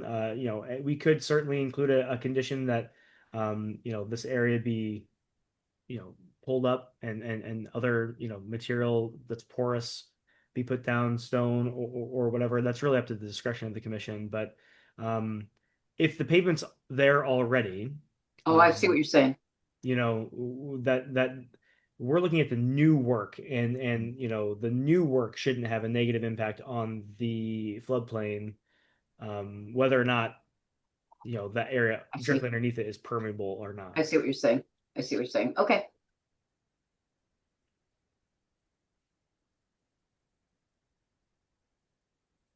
And I guess just to piggyback on something Scott said earlier, the previous work done at the site did receive a certificate of compliance from the commission, so that's been all sorted out. That was one of my initial comments, but Okay. that has been provided to the commission, a copy of that.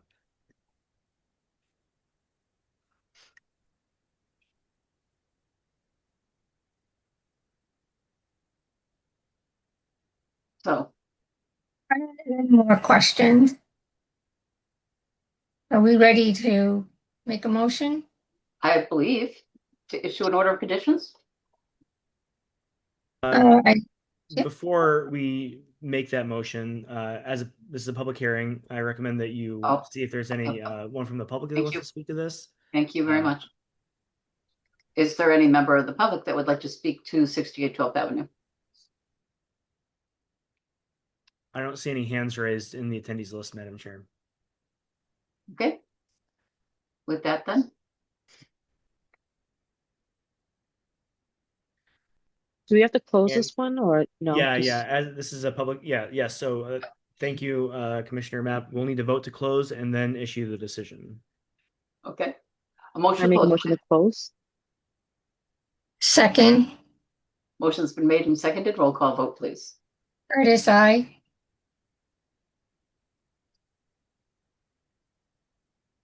Leon, I. Green eye. Map I. And Boris, aye. That motion passes. We need a motion then for the to issue an order of conditions. I make a motion to issue an order of conditions for 68th 12th Avenue as outlined by Kyle. And just for clarity, the special conditions that we are considering are any excess spoils from the installation of the pilings be removed outside of jurisdictional resource areas, including the flood zone. Are you all interested in requiring that any material that's staged be removed prior to any significant rain events? Yeah. Okay, Yes. we can include that language as well. All right, so just those two special conditions though, right? We're not looking at removing the pavement that's existing. No. I say no. Okay. Okay. All right, thank you. We need a second. Oh, sorry. I second that. Okay, the motion's been made and seconded. Roll call vote, please. Curtis, I. Leon, I. Green eye. Map I. And Boris, aye. That motion passes. Thank you. thank you very much. We appreciate your Okay. time. Thank you. Okay, the next item on the agenda is number 12, a notice of intent at Center and Plymouth intersection improvements. Yeah, we've got several people here. Let me promote them for you.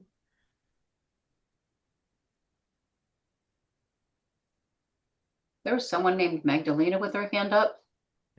Yeah, she's with the applicant. The applicant is the Department of Public Works. She's Okay. with CDM Smith.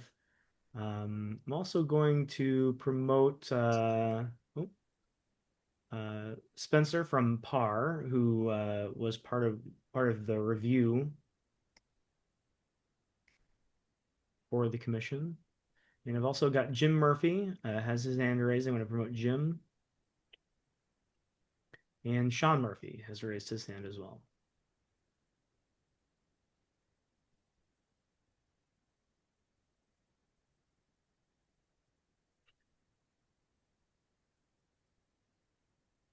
So we'll be presenting for the city.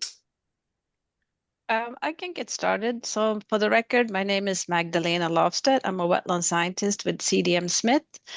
And with me from CDM Smith, we have John and Sean Murphy, not related to my knowledge. Um, so just I don't know if you want to give a summary, Kyle, or should I sort of where we're No, at? please proceed if you would like. I am not prepared. Okay, so we received the first round of comments from Pear on February 5th, which we responded to. And then the second round was on April 15th. And basically, in that peer review letter, Pear recommended that the commission, move to approve the order of conditions. There was a couple of items missing on the stormwater report, which was the EPA Region 1 batch sheet, and I think there was a signature on the stormwater checklist that was either in the wrong place or was missing. So we submitted that to the commission. And then we got a request from Kyle, and I guess this came from Pear as well, that we needed to submit a waiver request to section 9.8 of the stormwater ordinance. So we unfortunately just got that in yesterday. And I don't know, did you receive that, Kyle? Because I know you were out of the office. I'm looking at it right now. So I'm going to add that to the file.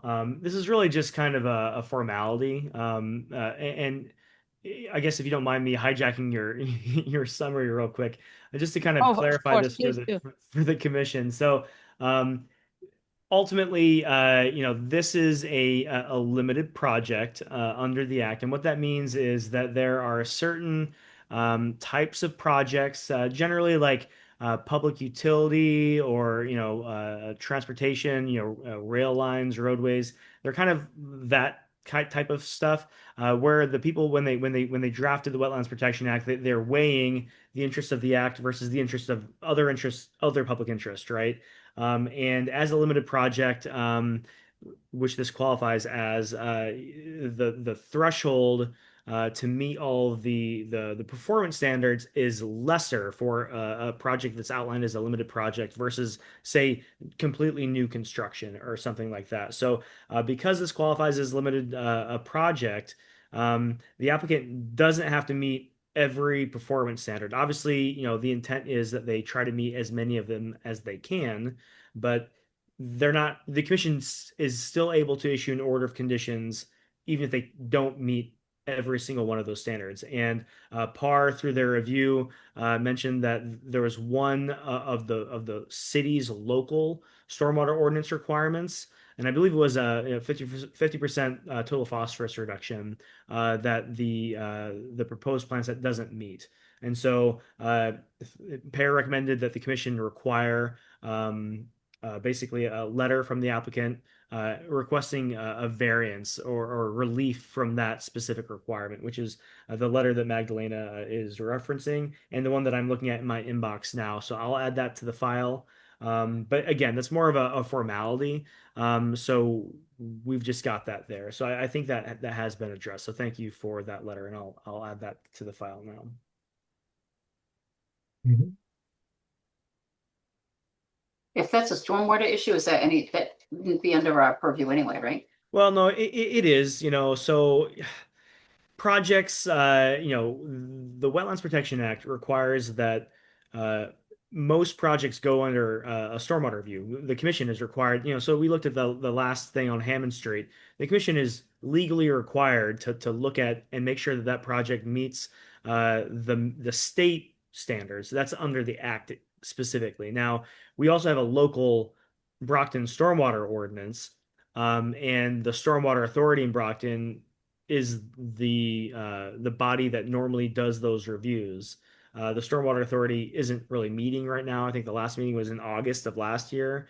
So when projects come before the commission, I ask that the peer reviewers also review the project to the local standards as well.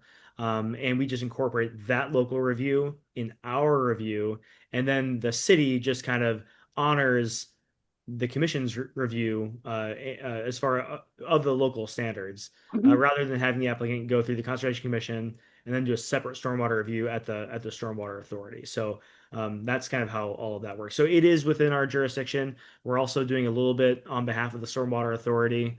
And that's just kind of how the city of Brockton is moving forward with stormwater review currently. And that phosphorus is a state requirement?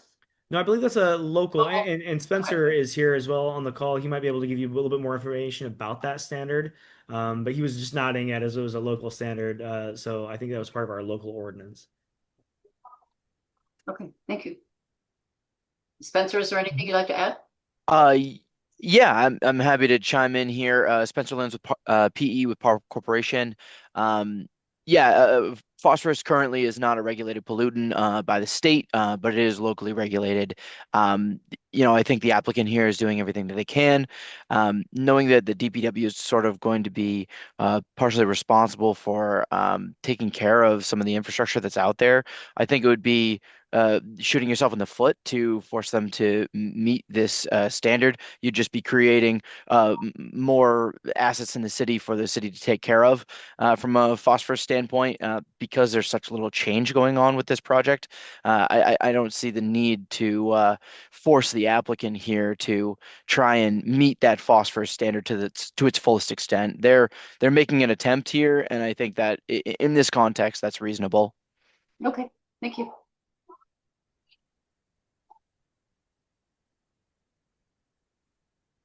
Commissioners? Any of your, also, if anyone else that's here, Jim or Sean? No, I think Magdalena covered it pretty well for the city of Smith side.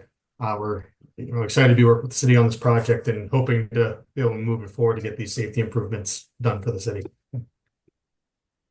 Is it possible to see a map of the intersection and what the Absolutely. improvements are? I'll hand that part over to Sean if I can. Thank you, Peggy. Sure, I can bring up plans that we have if that works Yes, for please you. do. Probably I have the utility plans up because there's a lot going on there. Give me a moment to just try to figure out how to share my screen.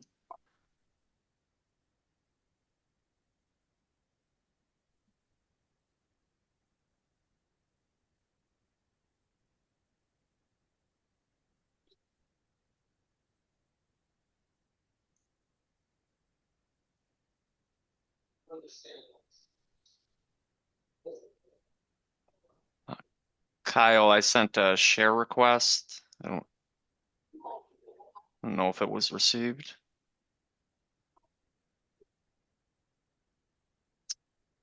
I I've got not a seen anything. note saying the host isn't allowing multiple sharing for this. Well, let me see if I can pull it up. Okay. Give me one moment. Or maybe Yeah. try again. I just tried to. Okay, I think now it's gonna let me. All right, thanks, Isaiah. No problem.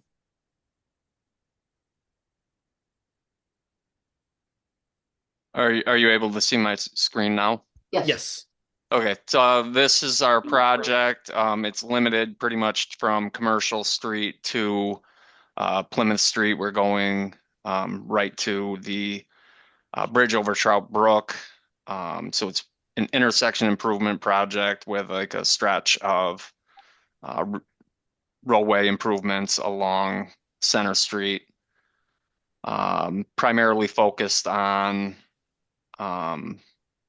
bicycle safety, pedestrian safety, and traffic safety. There's a new signal at this intersection that's going to replace the existing flashing signal. So most of the work we're doing is from sidewalk to sidewalk, all new sidewalks, bike lanes, everything like that. So I have this utility plan up because just to kind of demonstrate the project location as well as what's going on utility wise, we do have a shallow swale here with outlet control structure, deep sump catch basins, and then bumping out these curbs as well and replacing this existing pavement with loam and seed.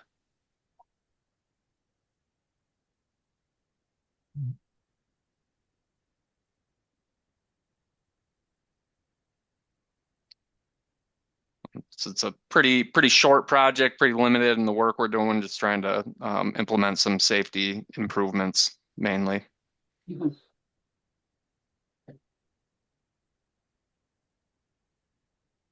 Any questions, commissioners? Kyle, any comments? Yeah, I've got a couple comments. Just I wanted to highlight the recommended conditions that PAR has provided with the commission in their most recent peer review letter. So, so PAR is recommending the following social conditions should the commission vote to issue an order of conditions. One, throughout the length of the project site, all trash within riverfront area, BLSF, and the 100-foot buffer zone shall be removed and disposed of properly. Such efforts may be limited to the right-of-ways and City of Brockton owned land. And then two, invasive species shall be removed from proposed planting areas during installation. These areas shall be monitored, and invasive species shall be removed as necessary throughout the project. Could you show us on the plan where these areas with the invasives are? Are we looking just kind of along the bank? I believe it's in this corner where we have the invasive species. We don't have it called out on the plans, but we do have special provisions for everything that you just talked about that we have incorporated into our project for as our latest submission. And I think that when it goes back to the waste removal, I think there's a lot of garbage in this area, same area here, on this northeast corner, because there's no residences, no businesses over here. And I think it's just collecting a lot of garbage. So this is primarily the area that waste would be removed. Do you have a planting plan? We do. I'm not sure what number it is, so I'm gonna hop back to let's see, 45 and 46. Is that Trout Brook that's to the right of the This is yes, this is Trout Brook right here. And is it daylighted then there? course? What I'm was that, sorry. Joyce? Is Trout Brook Yeah. daylighted there? Yeah, it's an open channel.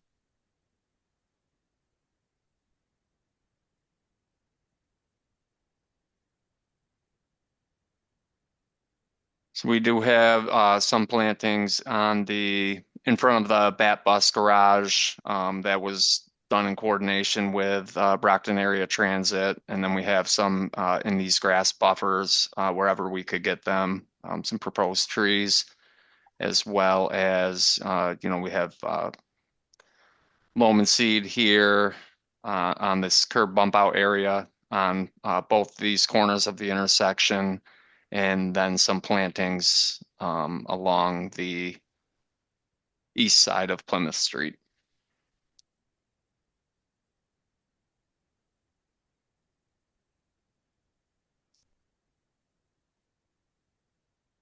All right, I don't really have any other comments. Thank you. Kyle, there's one more I guess discussion item that we had recommended the commission at least consider, and that is fill within the floodplain. Basically, there's 7 cubic feet of flood loss in one given stage on site. while this is a relatively de minimis volume of flood storage loss, it is an item worth considering for the commission. It's a catch 22, right? You have 7 cubic feet. It's really a small amount, and it's de minimis over the course of the entire floodway, but also it's 7 cubic feet and could potentially be remedied. But we've had some back and forth with the applicant, and it sounds like there's not really much availability to replicate that 7 cubic feet somewhere else. And so, Sean, I don't know if you want to just mention where that 7 cubic feet of flood storage loss manifests and just why you don't have the availability. I think it's worth hearing from you, so that the commission can make a decision. Yeah, thank you, Spencer. I do see that comment on this comment summary now. Thank you for bringing that up. Yep. And was Sean going to show us where it was? With that, I don't know. I apologize. I'm more of a roadway engineer. So I apologize, but I can't speak to that specific location with the loss. Spencer, do you know where it is? Where the location would be? I reviewed these plans a month ago, so it's a little tough I to can remember where. probably I Yeah, can probably Magdalene might have it. show where it is. Do you, Sean, do you have the map that shows the impacts, or otherwise I'm gonna have to share my screen? Are you talking about this one? Yeah, that one. Oh, okay. Yeah. So see then, if you look up, it's cross-hatched. If you go up to the legend, Area of approximate BLSF fill. yeah, area of fill. This is the plan that shows it right there. Okay. Thank you, Magdalena.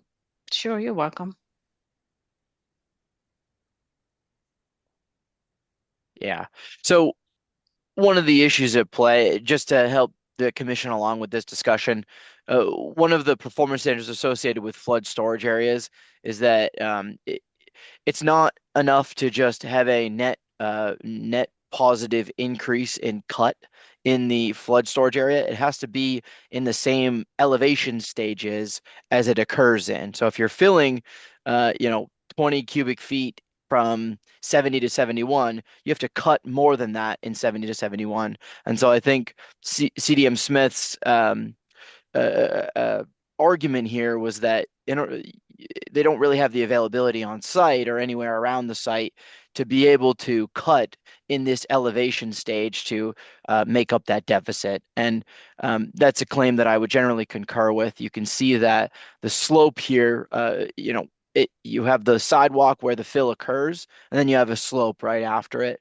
And so to be able to cut in that flood storage range to make up that deficit, you would have to not put a sidewalk there, and that defeats the purpose of the project. And so it's just a point of discussion that I wanted the commission to be aware of, because you don't really want to be offering relief for flood storage, especially for a project that's associated with the city, unless there's a really good reason or a really good alternatives analysis that can back that up. And so I do believe CDM Smith has cleared that bar, but it's worth discussion.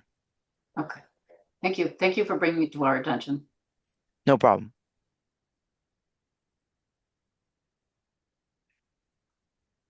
Kyle, are you comfortable with that? Yeah. Mm-hmm. Commissioners? No further questions. Okay. Is there anyone from the public that would like to speak to this?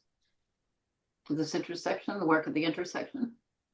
I don't see any hands raised, Madam Chair. Okay.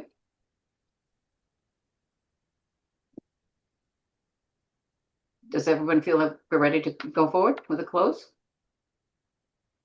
Yes, I'm ready. Entertain a motion, please. I make a motion to issue an order of conditions with special conditions for Center and Plymouth Streets. Is that the right? I think we have to close first, right? Yep, close first. I make a motion to close Center and Plymouth Streets. Just could anyone second, please? I second that Second. motion. Okay, thank you. Motion has been made and seconded. Roll call vote, please. Curtis, I. Leon, I. Green eye. Map I. And Boris, aye. That motion passes. Peggy, would you like to make that next motion? Yep. Now I'd like to issue an order of conditions with the special conditions outlined by Kyle for Center and Plymouth Streets. I Yeah, second that second that. motion.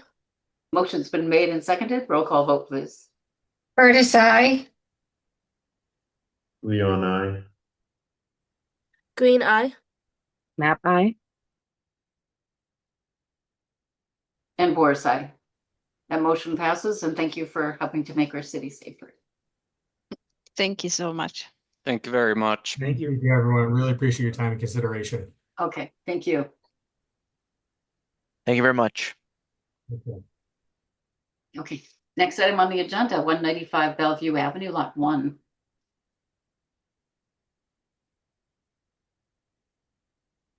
EMP Consulting. Oh, Yeah, I'm promoting Ed Jacobs and Samantha Cripps to panelists to discuss this project. They're with PMP Consulting.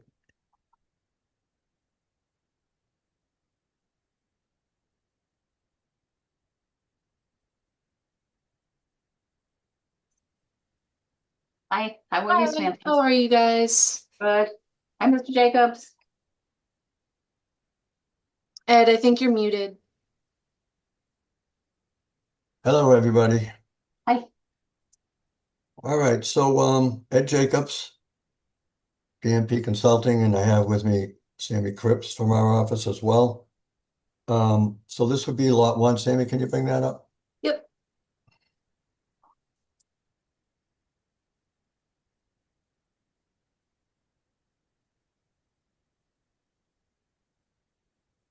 So we had a site walk with the members of the commission, the chairperson and the conservation agent last week out at the site, just so we could have a look around. And at the last meeting we were at, there was some talk about sending this out to peer review, and I thought it would be a good idea if we all just took a walk to see what the site looked like and what the impacts were.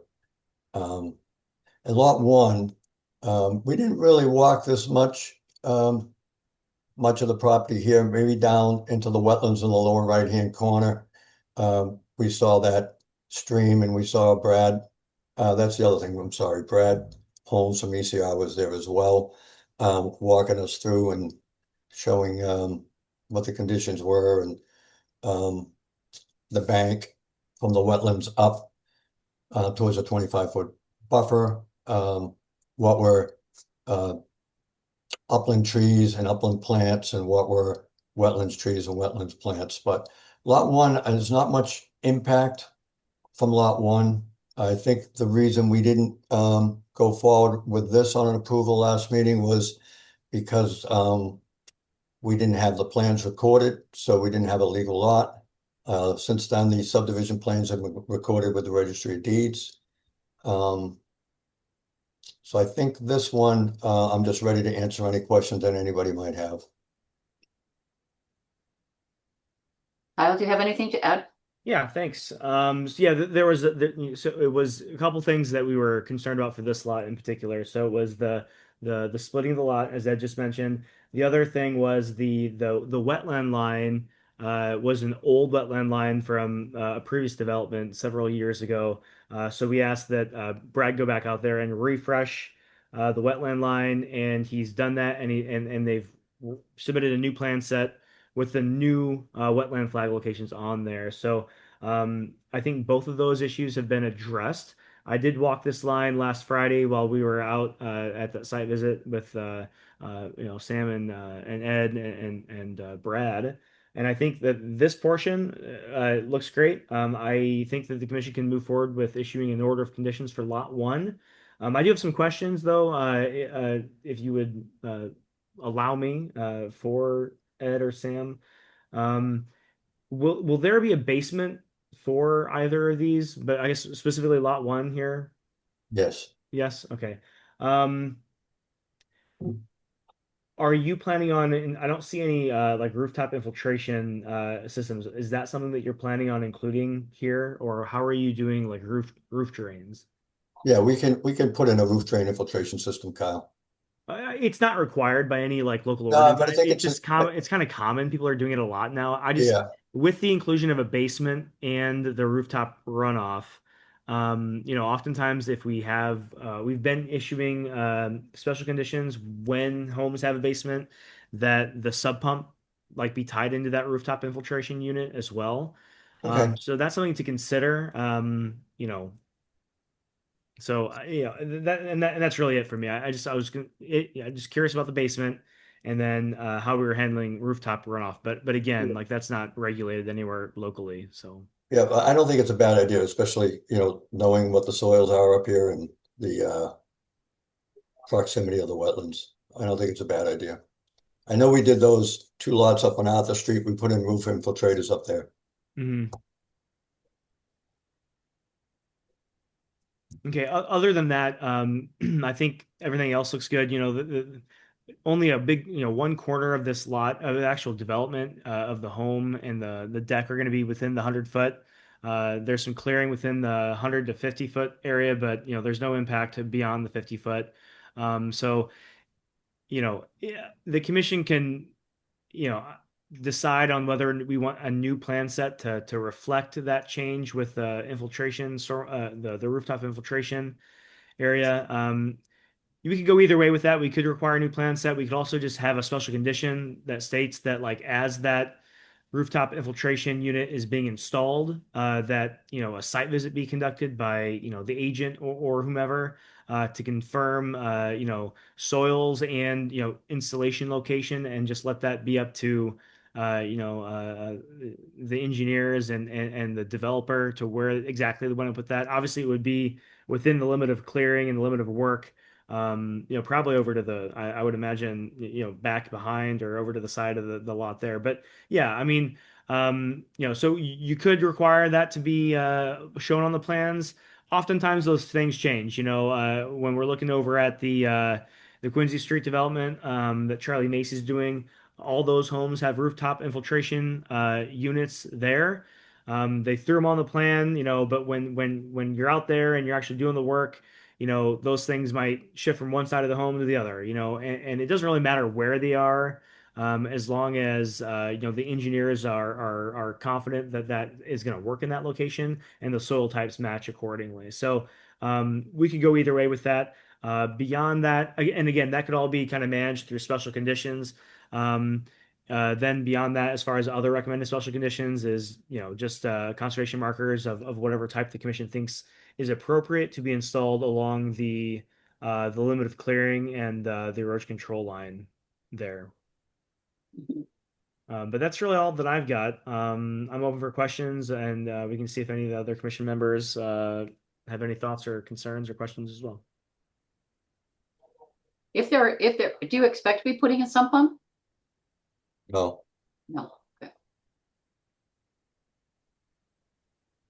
Should we put a requirement that if a sump pump is? It doesn't hurt, if they never put one in, it's not a big deal. But if they, if yeah, we can always lean back on that. That's one of those things that it's probably above and beyond what's necessary here, and Okay. they may never actually put one in, but it's at least there. So we can absolutely include that language. Okay, I will say this, when we dig the hole for the foundation, if we encounter high groundwater, we'll definitely put a sump pump in. That'll be just like a decision once we right. make a test pit out there for the roof infiltrators and see what the groundwater's at.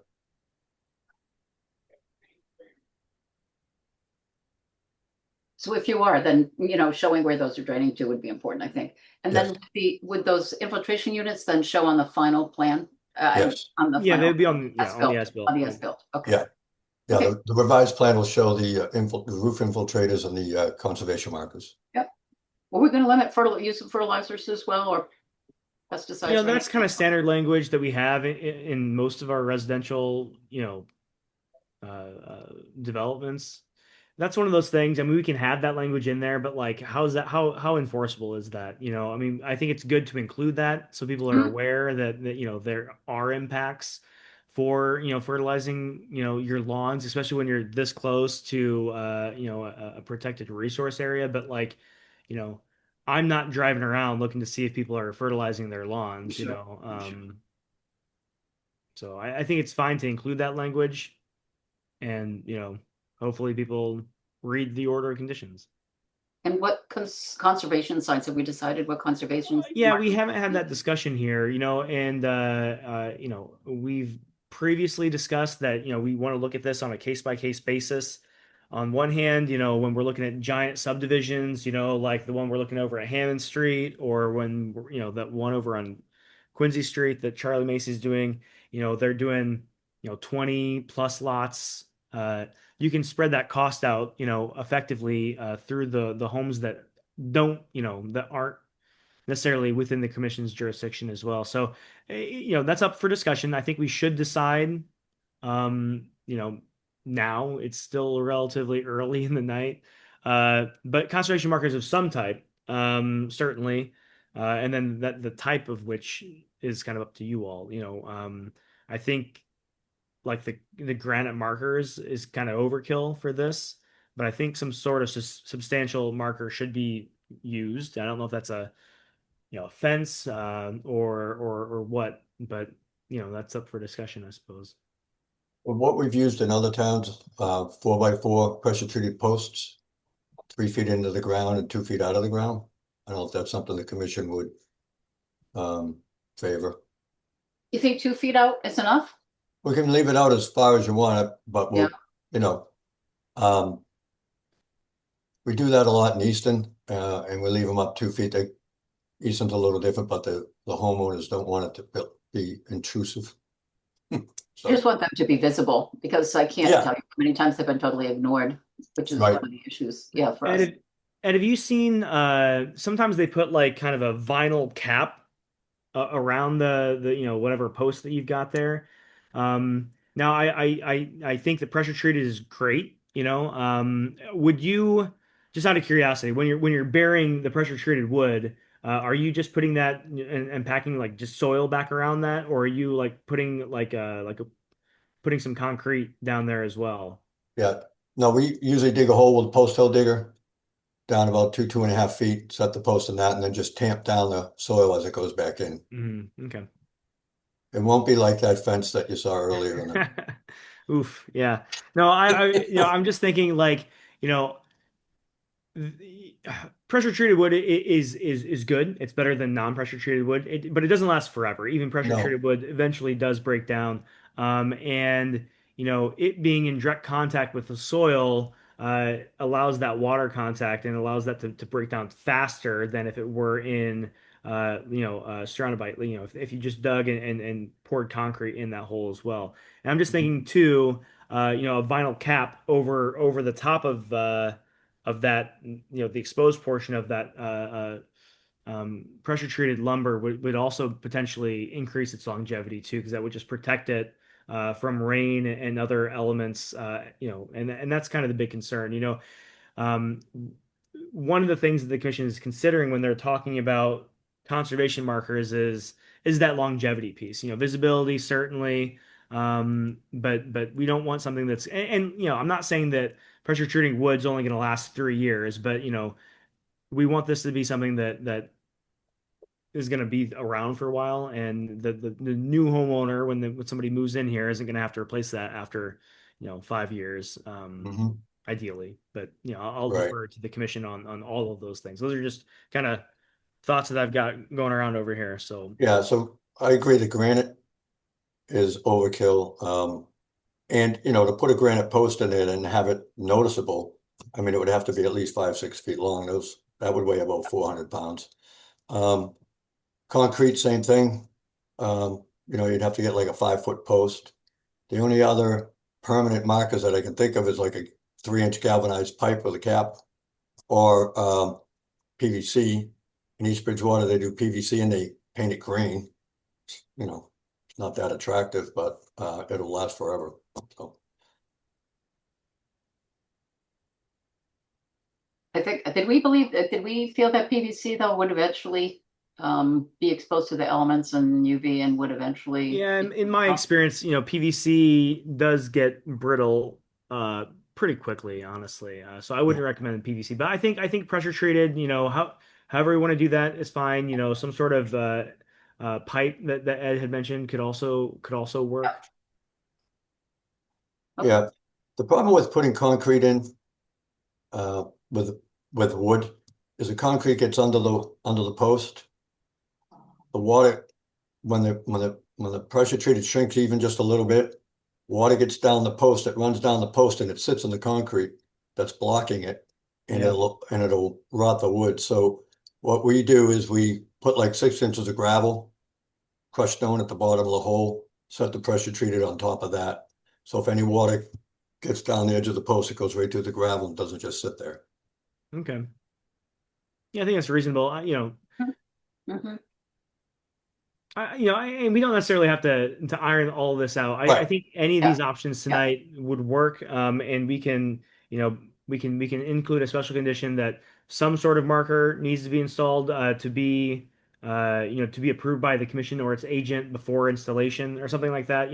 We can reference this discussion at that point and go from there. If we don't have any strong feelings one way or the other. But some of these ideas that we've kind of tossed around tonight, I think any one of those would be sufficient. Save the PVC, I say, get rid of that. Okay. Okay, is there anyone from the public that wants to speak to 195 Bellevue Avenue? Commissioners, any other questions, any comments? I don't see any hands raised from the public, Madam Chair. I don't see any from the commissioners. Okay. Then we feel okay to move forward for a close. I make a motion to close 195 Bellevue Avenue, Lot 1. I'll second that. Motion's been made and seconded. Roll call vote, please. Curtis, I. Leon, I. Green eye. Map aye.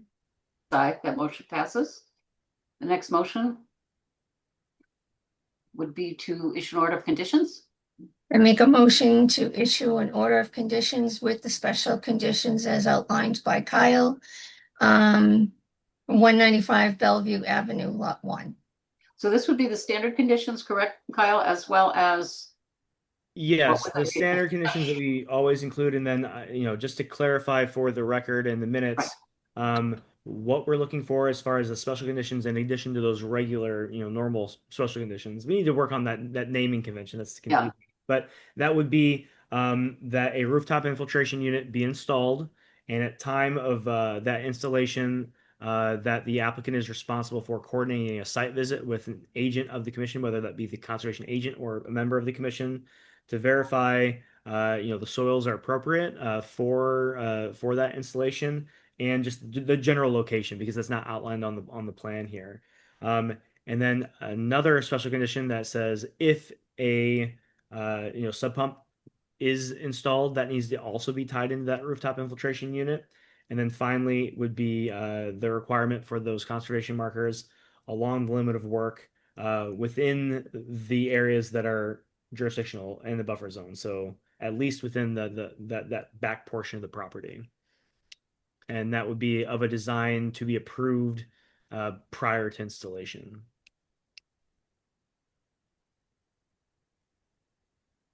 Okay, thank you very much. We need a second. Yeah. I second that motion.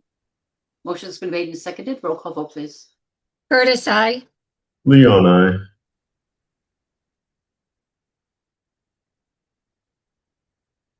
Lily, did you? Oh, it didn't go through. Green eye. Map aye. And Horace, aye. That motion passes. Thank you. Thank you. So, Thank you. 207 Bellevue? Mhm. Since you're all here. Yes, we are.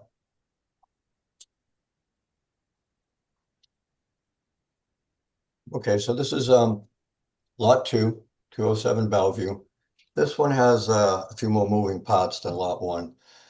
So as explained at the prior meeting, the Sammy, can you outline the existing tree line? So the people at 219, and that would be the abutters to the right of us. That shows that house and the patio and all that. They cleared all that land onto this property, installed a shed, a lawn, and a couple of yard lights. The current property line, if you can try to trace that, Sammy, goes from where that first angle point is up there, Sammy, at Yeah. the 4115 straight back to there. We've created a little triangle piece to get around the patio because it's encroaching onto this property as well. I talked to the attorney today. He has a deed written up. He's been in contact with the woman who owns 219, and that will be deeded over. It does show on the subdivision plan as a separate parcel, parcel A. So parcel A would be that triangle, and that's getting deeded over to the owners of 219. But it's not on this particular map No. right here. Okay. No. Okay. This would be what the property looks like once that deed is Right. signed over. So again, we walked the site on Friday and we walked this portion as well. Again, Brad going through down in the lower left-hand corner of the lot, inside of the 50 to the 25-foot buffer, kind of where it says zoning setback in that area. That's where we kind of walked in and over the piles and through the briars and all that stuff. So there is some degradation into the buffer zone between the 50 and the 25 before it drops down the bank. There's old piles in there. There's mounds of dirt and things of that nature. I think maybe Phil, from when they built the original subdivision in 2006, it looked that old to me. And then, of course, the work that's been done with the lawn, that disturbance in there. And as you can see, within the 150, but it's outside the 25. And again, Brad walked us through that, walked us up the wetlands line. The wetlands line was really tough to see up in here because of the briars and whatnot. But we did get a look at the top of the bank, which is basically up near the, in between the wetlands line and the 25-foot buffer. That looked undisturbed to us. The wetlands line was definitely at the bottom of the bank. There was some very large upland trees in there in the buffer, which shows that that hasn't been disturbed. So it's Brad Holmes' contention that, that wetlands line has been there for a long time. I don't think any of this area between the wetlands on our property and let's just say the 50-foot buffer has been filled in. That's the original wetlands line. We're proposing the same house as the one on lot one. Taking note now that we'll add roof infiltrators. The new tree line coming across is right outside the 100-foot buffer.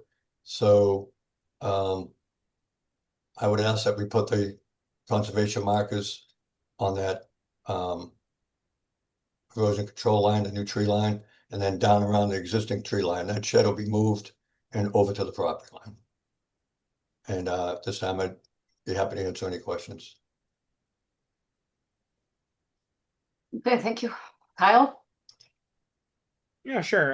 No, I thought thank you for, requesting and kind of, working with us to get that meeting scheduled. I thought that was very beneficial to get out there, and look at that, along with you all. I think that, I don't have any, I don't dispute anything that was discussed, at the meeting. I agree with everything that Brad was talking about as far as the wetland line down here. But then we also looked at some of the trees on 219 Bellevue, or what is going to ultimately be deeded over to 219 Bellevue around that limit of clearing. And we looked at the tree flares at the bottom of those trees, and it does appear that that no fill has been added around those. So, I think that was a good visit. A couple things to consider, for the commission. We did note that there was, fill that had been added, and when I say fill, I don't necessarily even mean like soils. But just like, old, it could be just years and years worth of, yard waste, out there, kind of behind the shed. So as we move forward with this, one thing to consider is that the commission could require all that material to be removed from the buffer zone, and depending on the extent of that, and that went up kind of right behind the shed, and I don't know. And by behind the shed, I mean, I'm not sure what the cardinal direction is here, maybe south on this map, but just below as we look down on the map. Yeah, right in that area. So that might be something for the commission to consider if we want that to be addressed in any way. You could require that to be removed. It's pretty heavily vegetated back there, but removing all that material would clear out um, some space on the on the native flooring that may warrant planting of some sort there. The other thing to consider is I've got if I may share my screen. So I want everyone to kind of take a picture of that in their mind that they were just looking at here. And I know you're gonna hate to see this, Ed, but I'm gonna share that old as built Yep. from 219 again. And so this is the property that is located just next to the proposed development. So the home that we just looked at, the plan that Sam had pulled up, would be constructed over here.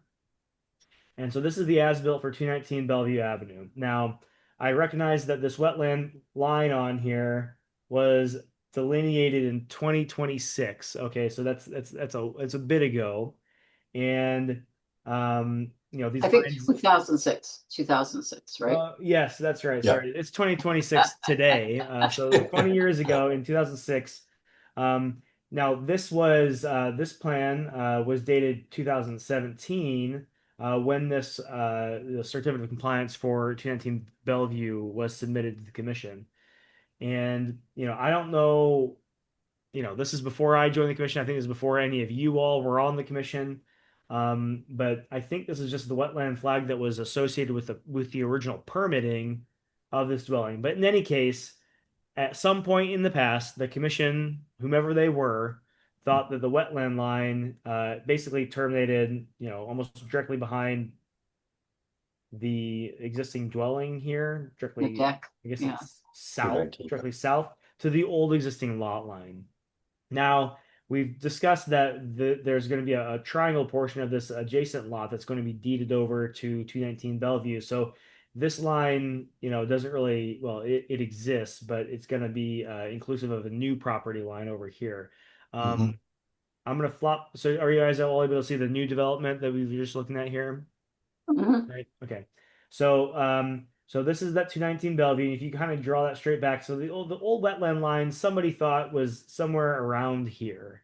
Um, so while I don't contest that this wetland line down here is accurate, I don't know what's happening over here in Bellevue Avenue, and that's part of the issue that we have with the Bellevue Avenue enforcement orders. We just don't know what's happening over here, and it's not inconceivable that a wetland might have a finger that comes out this way, and we just don't know that if that was the case and if there was any impact to this area, So like, that's I just have uncertainty there. So, if the commission requires some sort of restoration of this buffer zone area, we could do some additional, excavation, test pits of some sort along the 207 Bellevue Avenue property line, not the 219, even the area that's going to be deeded over. But we could do some more investigation here just to ensure that, this line didn't historically circle back this way. We just don't know that. Now,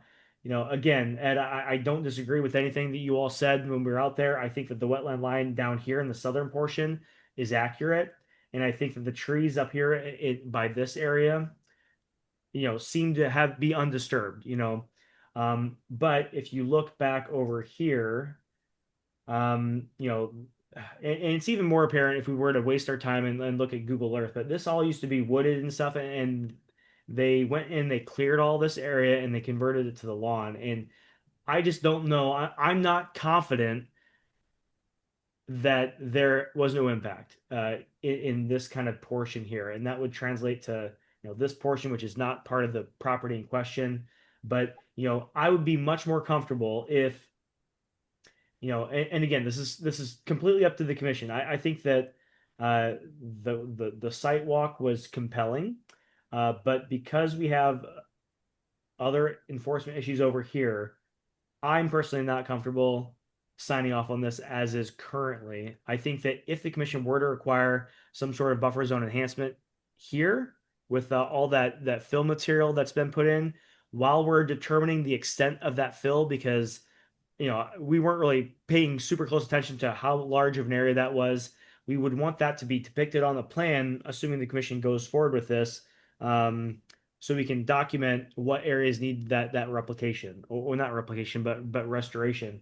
While we're doing that work on site to kind of determine the extent of that historic dumping, fill, whatever, we could easily do some a little bit more investigation in the grassed areas of the lot here at 207, whether that be pits or boring of some sort. I would feel more comfortable that way, but again, I'm not the Conservation Commission. I do have reservations about the whether we want to do something about that fill back here or the refuse the dumping. But ultimately, again, I think that the wetland line back here in the southern portion of the property is accurate.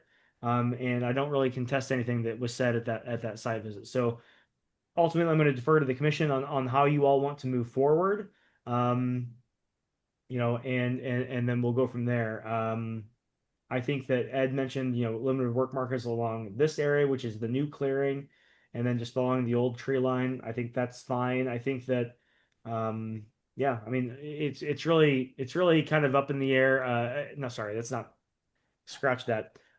Really up to the commission on how they want to move forward is my point here. So I'm willing to answer any other questions, but I'm going to defer to Joyce and Sharifa, who were at the site visit, and obviously the rest of the commission. But I recommend that the commission lean on the testimony and thoughts of Commissioner Voris and Commissioner Matt, because they were on site with us last Friday. Thank you. Kyle, can I just talk about the points that you brought up? Can you bring up that other drawing just for a second?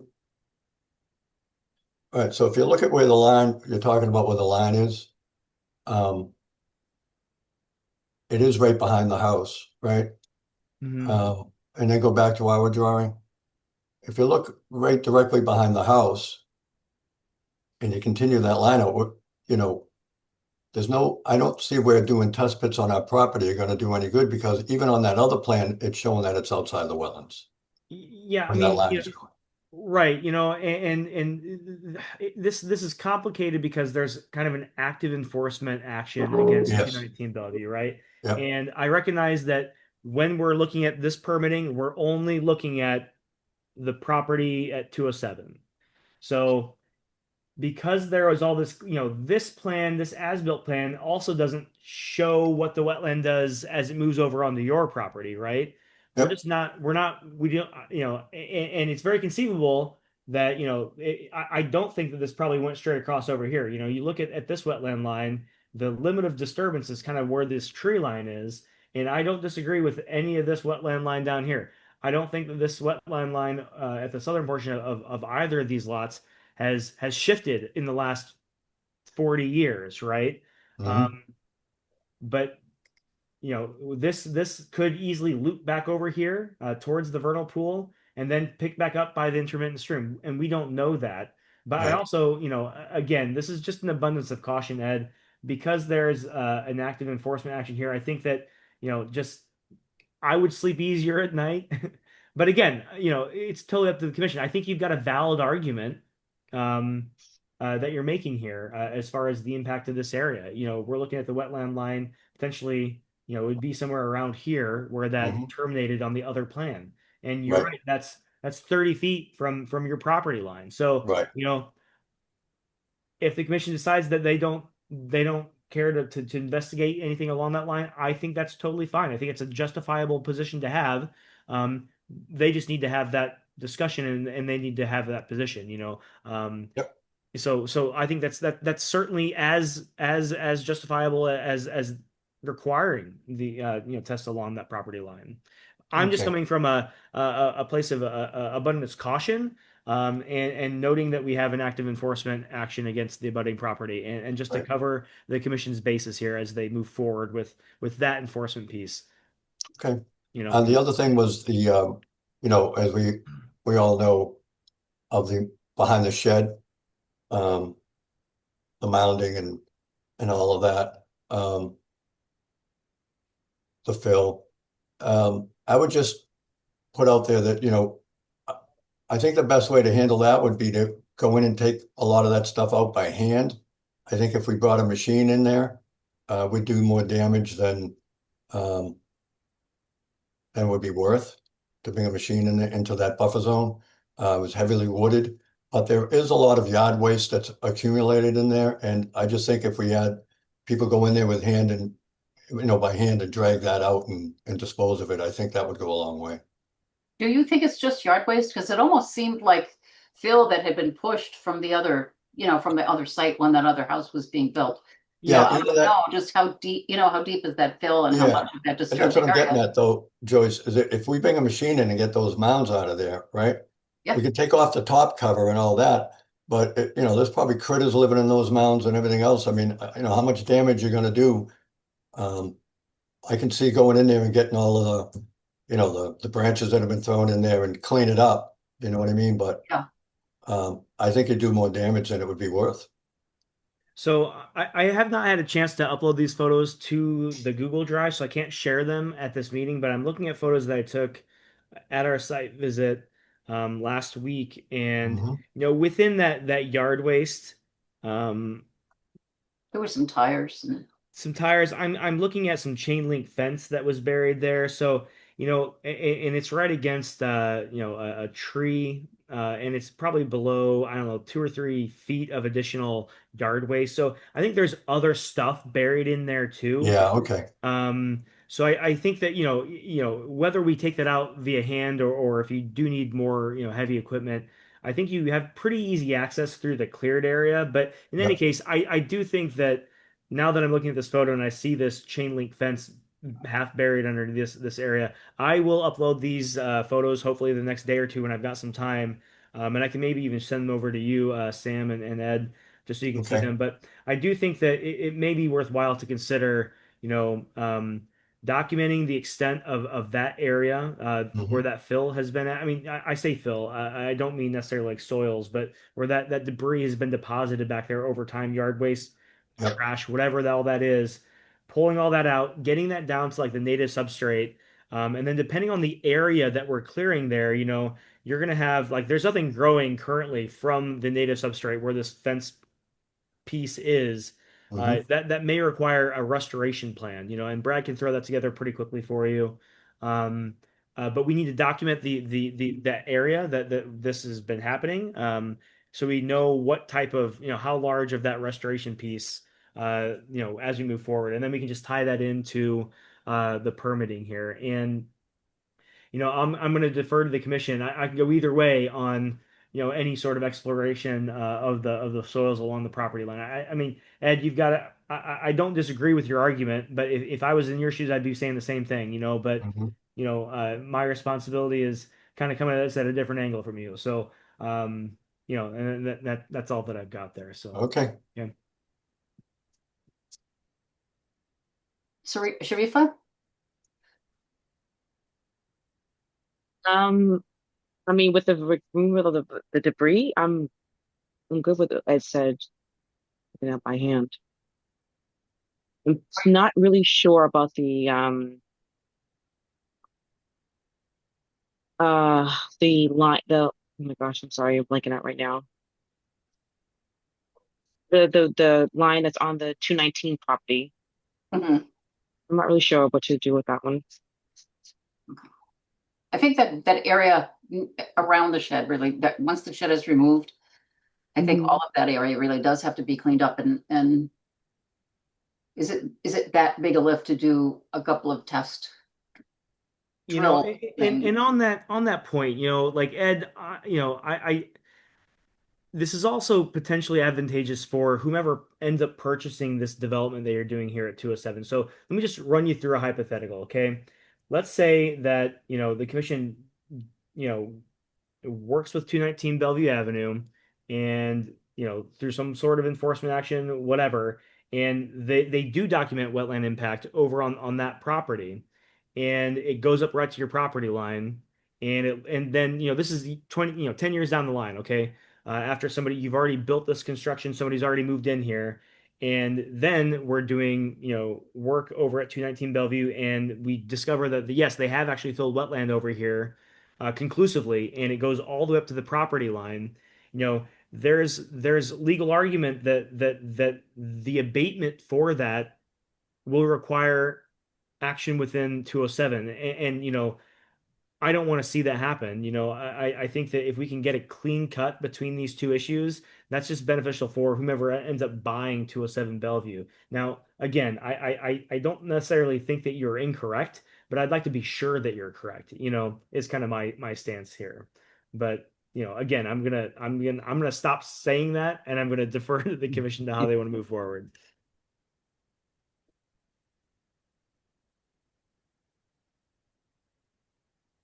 But that said, I think at minimum, if the commission does want to see that area behind the shed cleared out, we should have a restoration plan be submitted to the commission that can be included in the order of conditions and referenced in that document.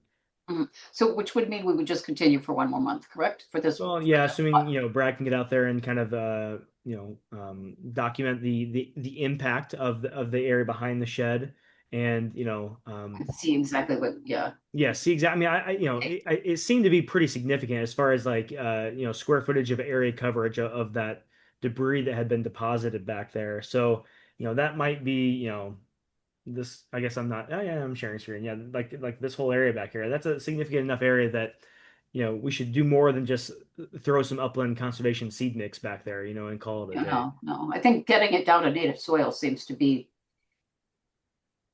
Yeah, right. And then, when the work's being done, and there needs to be some oversight, some guidance provided to the laborers doing that work. So that's why the restoration plan is important. And I think having that now is important rather than trying to deal with this all through special conditions, with an order of conditions. So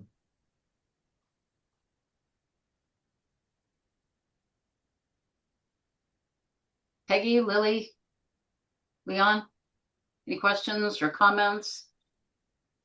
I don't have any comments. I do believe in a restoration plan. I think that's necessary, especially the areas that were cleared of vegetation.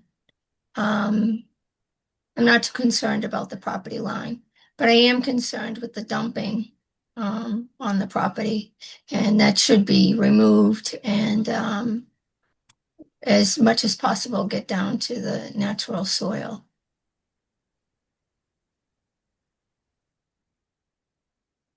Lily, do you have any questions or comments? I agree with the cleanup and restoration of the shed.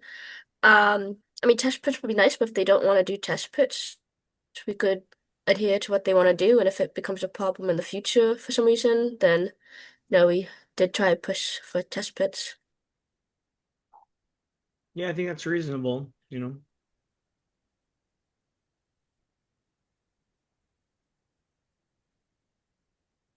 So a motion then to continue. Oh, first, is there anyone from the public that wants to speak to this particular agenda item? Yeah, I don't see any hands raised in the attendees list, Madam Chair. A motion then to continue till next month with a plan for removal of the stuff. What do you call it? Okay, I'll make a motion to continue the 207 Bellevue Avenue Lot 2 to the June 17th meeting with the restoration plan as outlined by Kyle. I second that motion. Motion's been made and seconded. Roll call vote, please. Curtis, I. Leon, I. Green eye. Map I. And Warsaw. Okay, we'll see you one more month and then maybe it will be all done. All right. Thanks for working with us on this Thank one. It was you. a tricky one. Thank you. And it really was very informative to go. I really appreciate the time. All right. Thank you. Okay, Have a good night. bye-bye. I believe that brings us to the end of our lovely evening. Yes, I believe so. All right. Thanks, Make a everybody. motion to end the meeting. Second. Second. We'll take Good care. night. Good night, all. All right, Bye-bye. thanks, everybody. Bye, Bye. everybody. Good night.